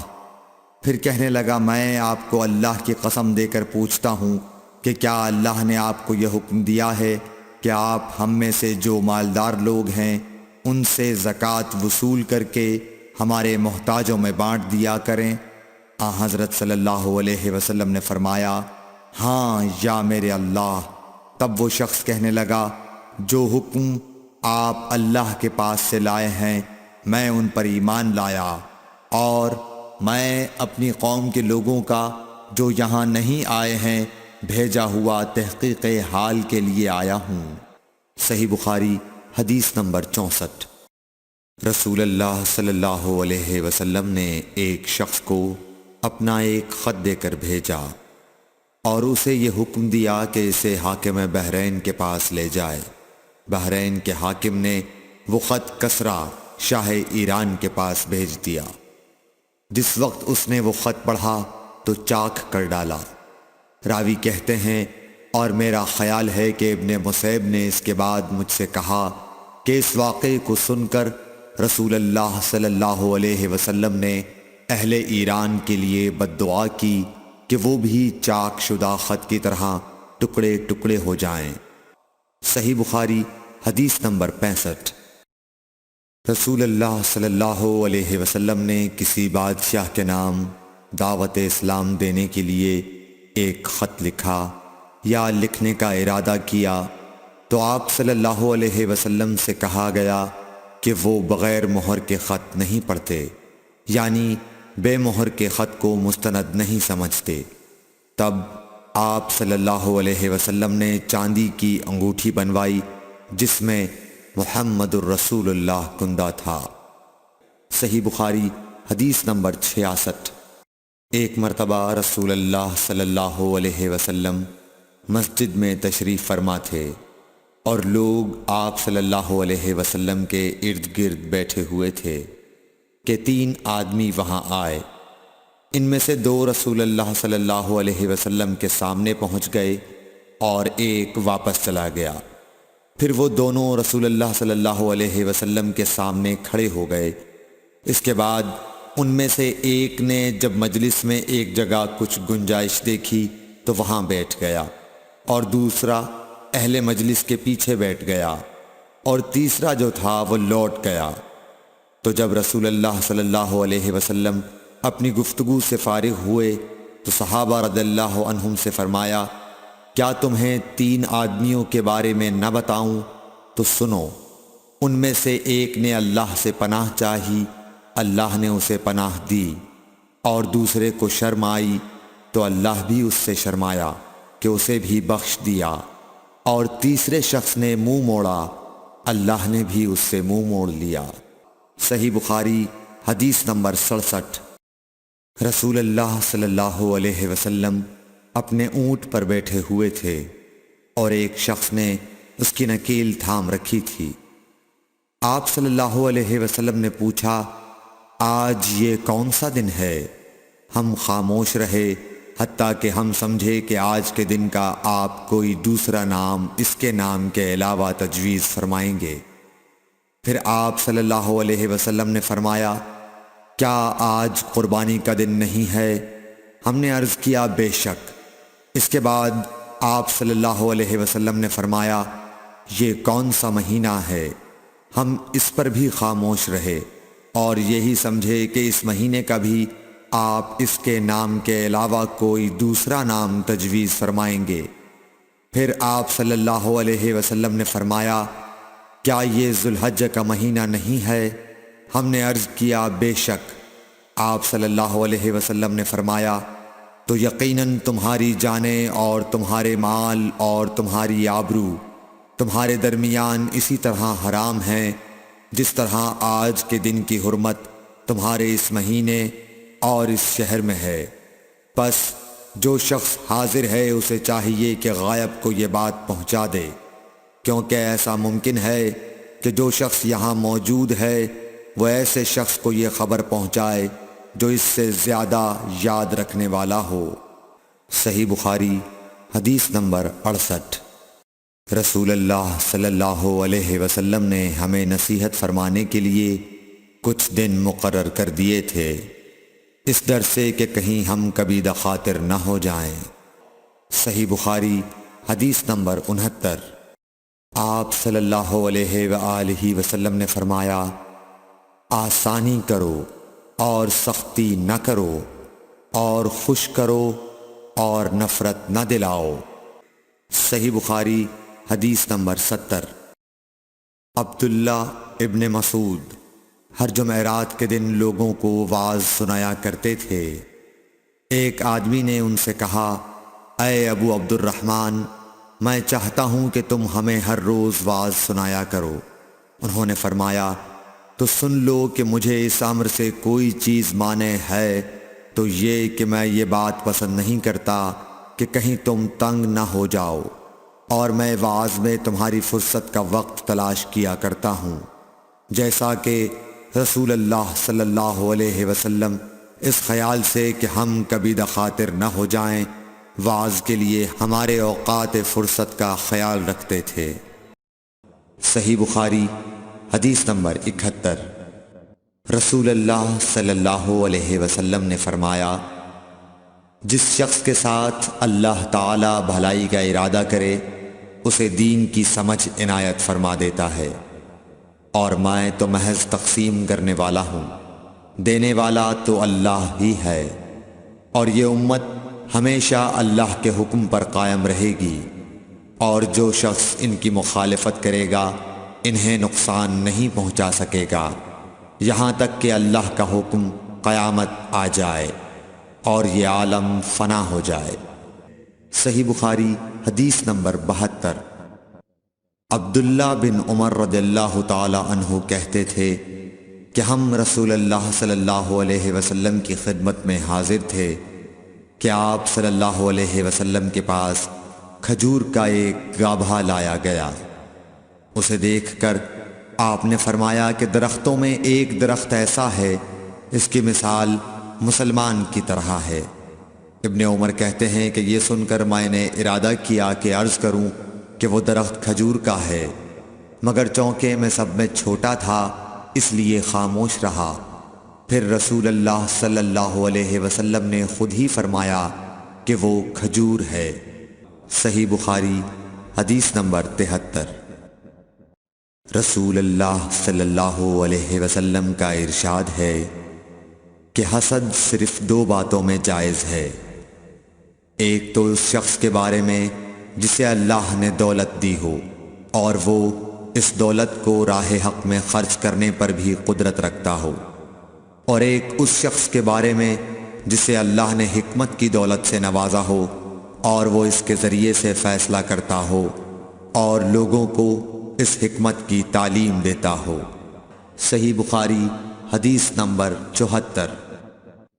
رسول اللہ صلی اللہ علیہ وآلہ وسلم نے فرمایا، ایک دن حضرت موسیٰ علیہ السلام بنی اسرائیل کی ایک جماعت میں بیٹھے ہوئے تھے کہ اتنے میں ایک شخص آیا اور اس نے آپ سے پوچھا، کیا آپ جانتے ہیں کہ دنیا میں کوئی آپ سے بڑھ کر عالم موجود ہے؟ حضرت موسیٰ علیہ السلام نے فرمایا، نہیں۔ اس پر اللہ تعالیٰ نے حضرت موسیٰ علیہ السلام کے پاس وحی بھیجی کہ ہاں، ہمارا بندہ خضر ہے جس کا علم تم سے زیادہ ہے۔ حضرت موسیٰ علیہ السلام نے اللہ سے دریافت کیا کہ خضر علیہ السلام سے ملنے کی کیا صورت ہے؟ اللہ تعالیٰ نے ایک مچھلی کو ان سے ملاقات کی علامت قرار دیا اور ان سے کہہ دیا کہ جب تم اس مچھلی کو گم کر دو تو واپس لوٹ جاؤ، تب خضر سے تمہاری ملاقات ہوگی۔ تب موسیٰ علیہ السلام چلے اور دریا میں مچھلی کی علامت تلاش کرتے رہے۔ اس وقت ان کے ساتھی نے کہا، جب ہم پتھر کے پاس تھے کیا آپ نے دیکھا تھا؟ میں اس وقت مچھلی کا کہنا بھول گیا اور شیطان ہی نے مجھے اس کا ذکر بھلا دیا۔ موسیٰ علیہ السلام نے کہا، اسی مقام کی ہمیں تلاش تھی۔ تب وہ اپنے نشانات قدم پر پچھلے پاؤں باتیں کرتے ہوئے لوٹے، وہاں انہوں نے خضر علیہ السلام کو پایا۔ پھر ان کا وہی قصہ ہے جو اللہ نے اپنی کتاب قرآن میں بیان کیا ہے۔ صحیح بخاری حدیث نمبر 75۔ حضرت ابن عباس رضی اللہ تعالی عنہ نے فرمایا کہ ایک مرتبہ رسول اللہ صلی اللہ علیہ وآلہ وسلم نے مجھے سینے سے لگا لیا اور دعا دیتے ہوئے فرمایا کہ اے اللہ، اسے علم کتاب قرآن عطا فرمائیو۔ صحیح بخاری حدیث نمبر 76۔ عبداللہ بن عباس رضی اللہ تعالی عنہ نے فرمایا کہ میں ایک مرتبہ گدھی پر سوار ہو کر چلا۔ اس زمانے میں بلوغ کے قریب تھا۔ رسول اللہ صلی اللہ علیہ وسلم منی میں نماز پڑھ رہے تھے اور آپ کے سامنے دیوار کی آڑ نہ تھی، تو میں بعض صفوں کے سامنے سے گزرا اور گدھی کو چھوڑ دیا۔ وہ چرنے لگی، جبکہ میں صف میں شامل ہو گیا، مگر کسی نے مجھے اس بات پر ٹوکا نہیں۔ صحیح بخاری حدیث نمبر 77۔ محمود بن ربی فرماتے ہیں کہ مجھے یاد ہے کہ ایک مرتبہ رسول اللہ صلی اللہ علیہ وسلم نے ایک ڈول سے منہ میں پانی لے کر میرے چہرے پر کلی فرمائی اور میں اس وقت 5 سال کا تھا۔ صحیح بخاری حدیث نمبر 78۔ حضور اکرم صلی اللہ علیہ وآلہ وسلم نے فرمایا کہ ایک بار حضرت موسیٰ علیہ السلام بنی اسرائیل کی ایک جماعت میں تھے کہ اتنے میں ایک شخص آیا اور کہنے لگا، کیا آپ جانتے ہیں کہ دنیا میں آپ سے بھی بڑھ کر کوئی عالم موجود ہے؟ حضرت موسیٰ علیہ السلام نے فرمایا کہ نہیں۔ تب اللہ تعالیٰ نے حضرت موسیٰ علیہ السلام پر وحی نازل کی کہ ہاں، ہمارا بندہ خضر علم میں تم سے بڑھ کر ہے۔ تو حضرت موسیٰ علیہ السلام نے ان سے ملنے کی راہ دریافت کی۔ اس وقت اللہ تعالیٰ نے ان سے ملاقات کے لیے مچھلی کو نشانی قرار دیا اور ان سے کہہ دیا کہ جب تم مچھلی کو نہ پاؤ تو لوٹ جانا، تم خضر سے ملاقات کر لوگے۔ حضرت موسیٰ علیہ السلام دریا میں مچھلی کے نشان کا انتظار کرتے رہے۔ تب ان کے خادم نے ان سے کہا، کیا آپ نے دیکھا تھا کہ جب ہم پتھر کے پاس تھے تو میں وہاں مچھلی بھول گیا اور مجھے شیطان ہی نے غافل کر دیا؟ حضرت موسیٰ علیہ السلام نے کہا کہ ہم اسی مقام کے تو متلاشی تھے۔ تب وہ اپنے قدموں کے نشانوں پر باتیں کرتے ہوئے واپس لوٹے۔ وہاں خضر علیہ السلام کو انہوں نے پایا۔ پھر ان کا قصہ وہی ہے جو اللہ تعالیٰ نے اپنی کتاب میں بیان فرمایا ہے۔ صحیح بخاری حدیث نمبر 79۔ آپ صلی اللہ علیہ وآلہ وسلم نے فرمایا کہ اللہ تعالیٰ نے مجھے جس علم و ہدایت کے ساتھ بھیجا ہے اس کی مثال زبردست بارش کی سی ہے جو زمین پر خوب برسے۔ بعض زمین جو صاف ہوتی ہے وہ پانی کو پی لیتی ہے اور بہت سبزہ اور گھاس اگاتی ہے، اور بعض زمین جو سخت ہوتی ہے وہ پانی کو روک لیتی ہے۔ اس سے اللہ تعالیٰ لوگوں کو فائدہ پہنچاتا ہے، وہ اس سے سیراب ہوتے ہیں اور سیراب کرتے ہیں۔ اور کچھ اور زمین کے بعض خطوں پر پانی پڑتا ہے جو بالکل چٹیل میدان ہوتے ہیں، نہ پانی روکتے ہیں اور نہ ہی سبزہ اگاتے ہیں۔ تو یہ اس شخص کی مثال ہے جو دین میں سمجھ پیدا کرے اور نفع دے۔ اس کو وہ چیز جس کے ساتھ میں مبعوث کیا گیا ہوں اس نے علم دین سیکھا اور سکھایا، اور اس شخص کی مثال جس نے سر نہیں اٹھایا یعنی توجہ نہیں کی اور جو ہدایت دے کر میں بھیجا گیا ہوں اسے قبول نہیں کیا۔ صحیح بخاری حدیث نمبر 80۔ رسول اللہ صلی اللہ علیہ وسلم نے فرمایا، علامت قیامت میں سے یہ ہے کہ دینی علم اٹھ جائے گا اور جہل ہی جہل ظاہر ہو جائے گا، اور اعلانیہ شراب پی جائے گی اور زنا پھیل جائے گا۔ صحیح بخاری حدیث نمبر 81۔ رسول اللہ صلی اللہ علیہ وآلہ وسلم نے فرمایا کہ علامات قیامت میں سے یہ ہے کہ علم دین کم ہو جائے گا، جہل ظاہر ہو جائے گا، زنا بکثرت ہوگا، عورتیں بڑھ جائیں گی اور مرد کم ہو جائیں گے، حتیٰ کہ 50 عورتوں کا نگران صرف ایک مرد رہ جائے گا۔ صحیح بخاری حدیث نمبر 82۔ رسول اللہ صلی اللہ علیہ وسلم نے فرمایا کہ میں سو رہا تھا، اسی حالت میں مجھے دودھ کا پیالہ دیا گیا، میں نے خوب اچھی طرح پی لیا، حتیٰ کہ میں نے دیکھا کہ تازگی میرے ناخنوں سے نکل رہی ہے۔ پھر میں نے اپنا بچا ہوا دودھ عمر بن الخطاب کو دے دیا۔ صحابہ رضی اللہ عنہم نے پوچھا، آپ نے اس کی کیا تعبیر لی؟ آپ صلی اللہ علیہ وسلم نے فرمایا، علم۔ صحیح بخاری حدیث نمبر 83۔ حجۃ الوداع میں رسول اللہ صلی اللہ علیہ وسلم لوگوں کے مسائل دریافت کرنے کی وجہ سے منا میں ٹھہر گئے تو ایک شخص آیا اور اس نے کہا کہ میں نے بے خبری میں ذبح کرنے سے پہلے سر منڈا لیا۔ آپ صلی اللہ علیہ وسلم نے فرمایا، اب ذبح کر لے اور کچھ حرج نہیں۔ پھر دوسرا آدمی آیا، اس نے کہا کہ میں نے بے خبری میں رمی کرنے سے پہلے قربانی کر لی۔ آپ صلی اللہ علیہ وآلہ وسلم نے فرمایا، اب رمی کر لے اور پہلے کر دینے سے کچھ حرج نہیں، ابن عمرو کہتے ہیں اس دن آپ صلی اللہ علیہ وسلم سے جس چیز کا بھی سوال ہوا جو کسی نے آگے اور پیچھے کر لی تھی تو آپ صلی اللہ علیہ وسلم نے یہی فرمایا کہ اب کر لے اور کچھ حرج نہیں۔ صحیح بخاری حدیث نمبر 84۔ نبی صلی اللہ علیہ وسلم سے آپ کے آخری حج میں کسی نے پوچھا کہ میں نے رمی کرنے یعنی کنکر پھینکنے سے پہلے ذبح کر لیا۔ آپ صلی اللہ علیہ وسلم نے ہاتھ سے اشارہ کیا اور فرمایا کچھ حرج نہیں۔ کسی نے کہا کہ میں نے ذبح سے پہلے حلق کر لیا۔ آپ صلی اللہ علیہ وسلم نے سر سے اشارہ فرما دیا کہ کچھ حرج نہیں۔ صحیح بخاری حدیث نمبر 85۔ آپ صلی اللہ علیہ وسلم نے فرمایا کہ ایک وقت ایسا آئے گا کہ جب علم اٹھا لیا جائے گا، جہالت اور فتنے پھیل جائیں گے اور حرج بڑھ جائے گا۔ آپ سے پوچھا گیا کہ یا رسول اللہ حرج سے کیا مراد ہے؟ آپ صلی اللہ علیہ وسلم نے اپنے ہاتھ کو حرکت دے کر فرمایا اس طرح گویا آپ صلی اللہ علیہ وسلم نے اس سے قتل مراد لیا۔ صحیح بخاری حدیث نمبر 86۔ ہم سے موسیٰ بن اسماعیل نے بیان کیا، ان سے وہیب نے، ان سے حشام نے فاطمہ کے واسطے سے نقل کیا، وہ اسما سے روایت کرتی ہیں کہ میں عائشہ رضی اللہ تعالی عنہا کے پاس آئی، وہ نماز پڑھ رہی تھیں۔ میں نے کہا لوگوں کا کیا حال ہے؟ تو انہوں نے آسمان کی طرف اشارہ کیا، یعنی سورج کو گہن لگا ہے۔ اتنے میں لوگ نماز کے لیے کھڑے ہو گئے۔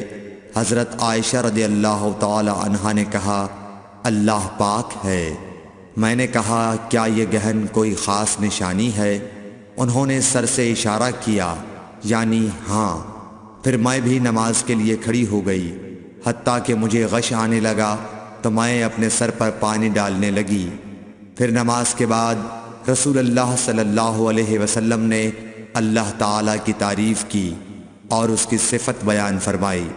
پھر فرمایا جو چیز مجھے پہلے دکھلائی نہیں گئی تھی آج وہ سب اس جگہ میں نے دیکھ لی، یہاں تک کہ جنت اور دوزخ کو بھی دیکھ لیا، اور مجھ پر یہ وحی کی گئی کہ تم اپنی قبروں میں آزمائے جاؤ گے۔ مثل یا قرب کا کون سا لفظ؟ حضرت اسما نے فرمایا میں نہیں جانتی۔ فاطمہ کہتی ہیں یعنی فتنہ دجال کی طرح آزمائے جاؤ گے۔ کہا جائے گا قبر کے اندر کہ تم اس آدمی کے بارے میں کیا جانتے ہو؟ تو جو صاحب ایمان یا صاحب یقین ہوگا۔ کون سا لفظ فرمایا؟ حضرت اسما نے مجھے یاد نہیں۔ وہ کہے گا وہ محمد اللہ کے رسول صلی اللہ علیہ وسلم ہیں جو ہمارے پاس اللہ کی ہدایت اور دلیلیں لے کر آئے تو ہم نے ان کو قبول کر لیا اور ان کی پیروی کی۔ وہ محمد صلی اللہ علیہ وسلم ہیں۔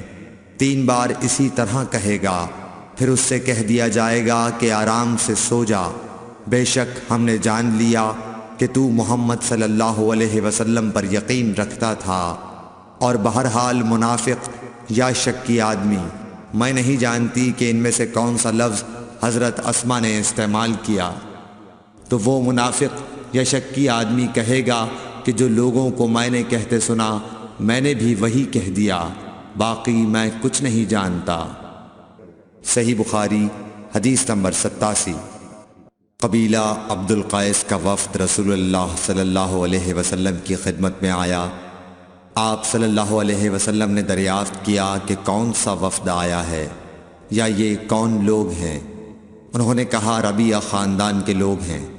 آپ صلی اللہ علیہ وسلم نے فرمایا کہ مبارک ہو قوم کو آنا یا مبارک ہو اس وفد کو جو کبھی نہ رسوا ہو نہ شرمندہ ہو۔ اس کے بعد انہوں نے عرض کیا کہ ہم ایک دور دراز کونے سے آپ کے پاس آئے ہیں اور ہمارے اور آپ کے درمیان کفار مضر کا قبیلہ پڑتا ہے۔ اس کے خوف کی وجہ سے ہم حرمت والے مہینوں کے علاوہ اور ایام میں نہیں آ سکتے، اس لیے ہمیں کوئی ایسی قطعی بات بتلا دیجئے کہ جس کی ہم اپنے پیچھے رہ جانے والے لوگوں کو خبر دے دیں اور اس کی وجہ سے ہم جنت میں داخل ہو سکیں۔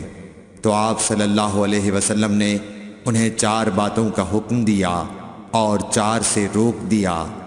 اول انہیں حکم دیا کہ ایک اللہ پر ایمان لائیں، پھر فرمایا کہ کیا تم جانتے ہو کہ ایک اللہ پر ایمان لانے کا کیا مطلب ہے؟ انہوں نے عرض کیا اللہ اور اس کا رسول زیادہ جانتے ہیں۔ آپ صلی اللہ علیہ وسلم نے فرمایا ایک اللہ پر ایمان لانے کا مطلب یہ ہے کہ اس بات کا اقرار کرنا کہ اللہ کے سوا کوئی معبود نہیں، اور یہ کہ محمد صلی اللہ علیہ وسلم اللہ کے سچے رسول ہیں، اور نماز قائم کرنا، زکوٰۃ ادا کرنا اور ماہ رمضان کے روزے رکھنا، اور یہ کہ تم مال غنیمت سے 5واں حصہ ادا کرو، اور 4 چیزوں سے منع فرمایا، دبا، حنتم، مزفت کے استعمال سے۔ اور چوتھی چیز کے بارے میں شعبہ کہتے ہیں کہ ابو حمزہ بسا اوقات نقیر کہتے تھے اور بسا اوقات مقیر۔ اس کے بعد رسول اللہ صلی اللہ علیہ وسلم نے فرمایا کہ ان باتوں کو یاد رکھو اور اپنے پیچھے رہ جانے والوں کو بھی ان کی خبر کر دو۔ صحیح بخاری حدیث نمبر 88۔ عقبہ نے ابو احاب بن عزیز کی لڑکی سے نکاح کیا تو ان کے پاس ایک عورت آئی اور کہنے لگی کہ میں نے عقبہ کو اور جس سے اس کا نکاح ہوا ہے اس کو دودھ پلایا ہے۔ یہ سن کر عقبہ نے کہا مجھے نہیں معلوم کہ تو نے مجھے دودھ پلایا ہے، نہ تو نے کبھی مجھے بتایا ہے۔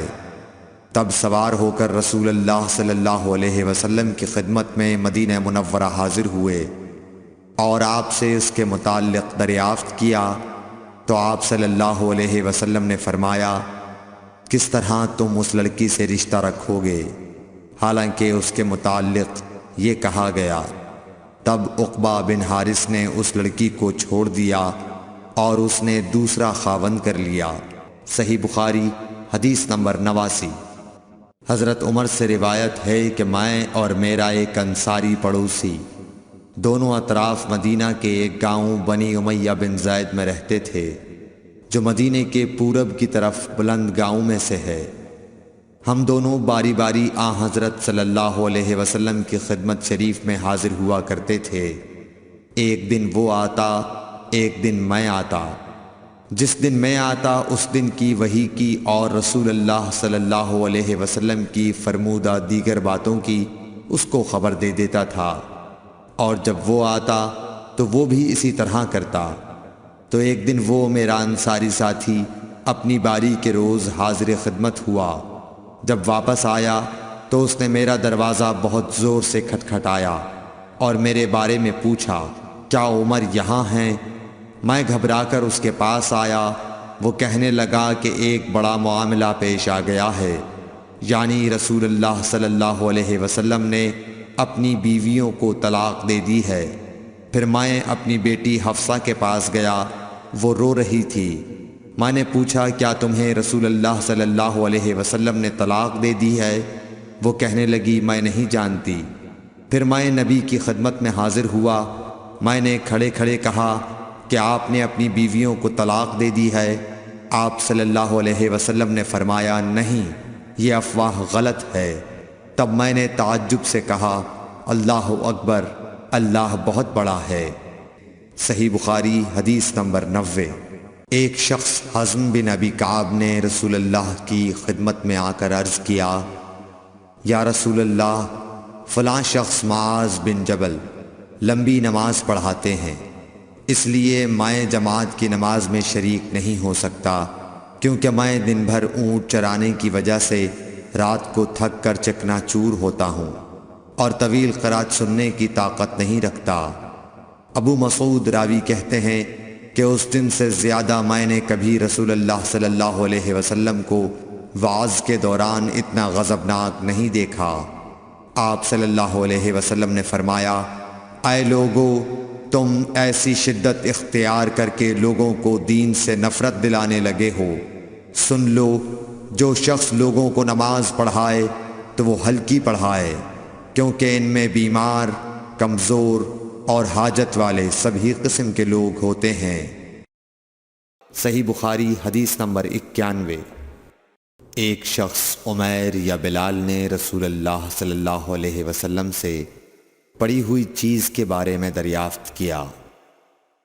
آپ نے فرمایا اس کی بندھن پہچان لے، یا فرمایا کہ اس کا برتن اور تھیلی کو پہچان لے، پھر 1 سال تک اس کی شناخت کا اعلان کراؤ، پھر اس کا مالک نہ ملے تو اس سے فائدہ اٹھاؤ، اور اگر اس کا مالک آ جائے تو اسے سونپ دو۔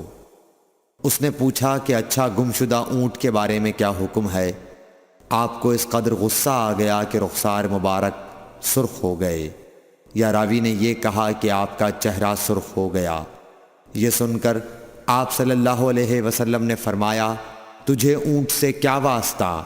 اس کے ساتھ خود اس کی مشک ہے اور اس کے پاؤں کے سم ہیں، وہ خود پانی پر پہنچے گا اور خود پی لے گا اور خود درخت پر چرے گا، لہٰذا اسے چھوڑ دو یہاں تک کہ اس کا مالک مل جائے۔ اس نے کہا کہ اچھا گمشدہ بکری کے بارے میں کیا ارشاد ہے؟ آپ نے فرمایا وہ تیری ہے یا تیرے بھائی کی، ورنہ بھیڑیے کی غذا ہے۔ صحیح بخاری حدیث نمبر 92۔ رسول اللہ صلی اللہ علیہ وسلم سے کچھ باتیں دریافت کی گئیں کہ آپ کو برا معلوم ہوا، اور جب اس قسم کے سوالات کی آپ صلی اللہ علیہ وسلم پر بہت زیادتی کی گئی تو آپ کو غصہ آ گیا۔ پھر آپ نے لوگوں سے فرمایا، اچھا اب مجھ سے جو چاہو پوچھو۔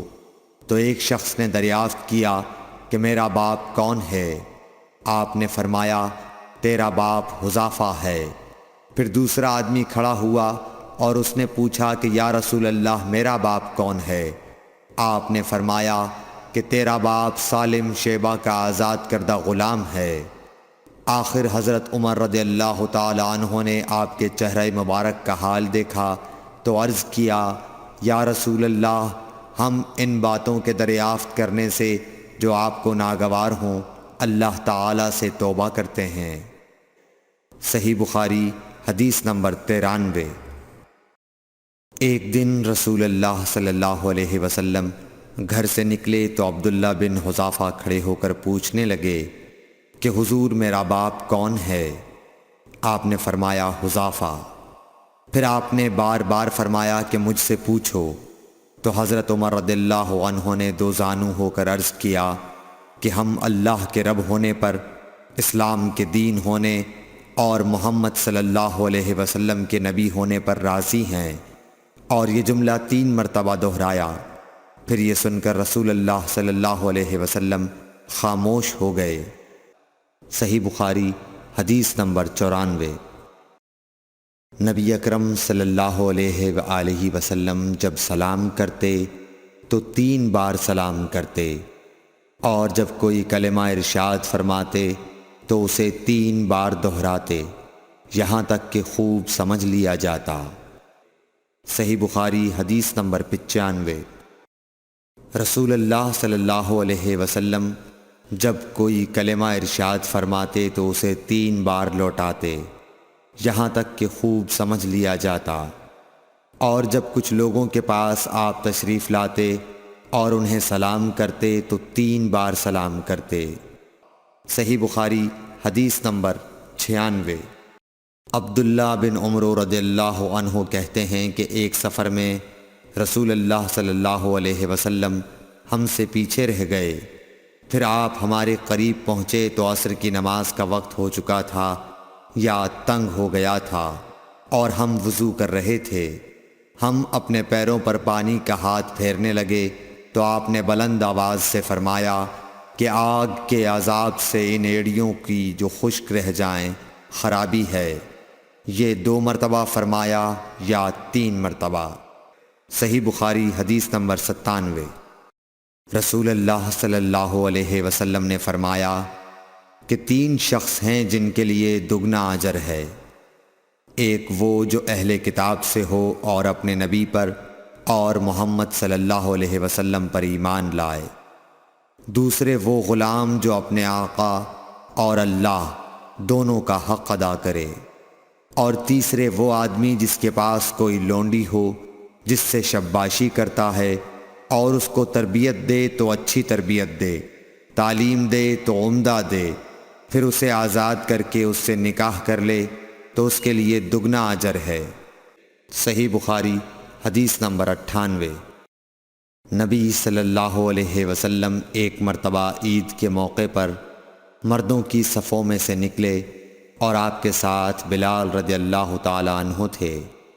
آپ کو خیال ہوا عورتوں کو خطبہ اچھی طرح نہیں سنائی دیا، تو آپ نے انہیں علیحدہ نصیحت فرمائی اور صدقے کا حکم دیا۔ یہ واز سن کر کوئی عورت بالی اور کوئی عورت انگوٹھی ڈالنے لگی، اور بلال رضی اللہ تعالی عنہ اپنے کپڑے کے دامن میں یہ چیزیں لینے لگے۔ صحیح بخاری حدیث نمبر 99۔ حضرت ابو ہریرہ رضی اللہ تعالی عنہ نے عرض کیا، یا رسول اللہ، قیامت کے دن آپ کی شفاعت سے سب سے زیادہ سعادت کسے ملے گی؟ تو رسول اللہ صلی اللہ علیہ وسلم نے فرمایا، اے ابو ہریرہ، مجھے یقین تھا کہ تم سے پہلے کوئی اس کے بارے میں مجھ سے دریافت نہیں کرے گا، کیونکہ میں نے حدیث کے متعلق تمہاری حرص دیکھ لی تھی۔ سنو، قیامت کے دن سب سے زیادہ فیضیاب میری شفاعت سے وہ شخص ہوگا جو سچے دل سے یا سچے جی سے لا الہ الا اللہ کہے گا۔ صحیح بخاری حدیث نمبر 100۔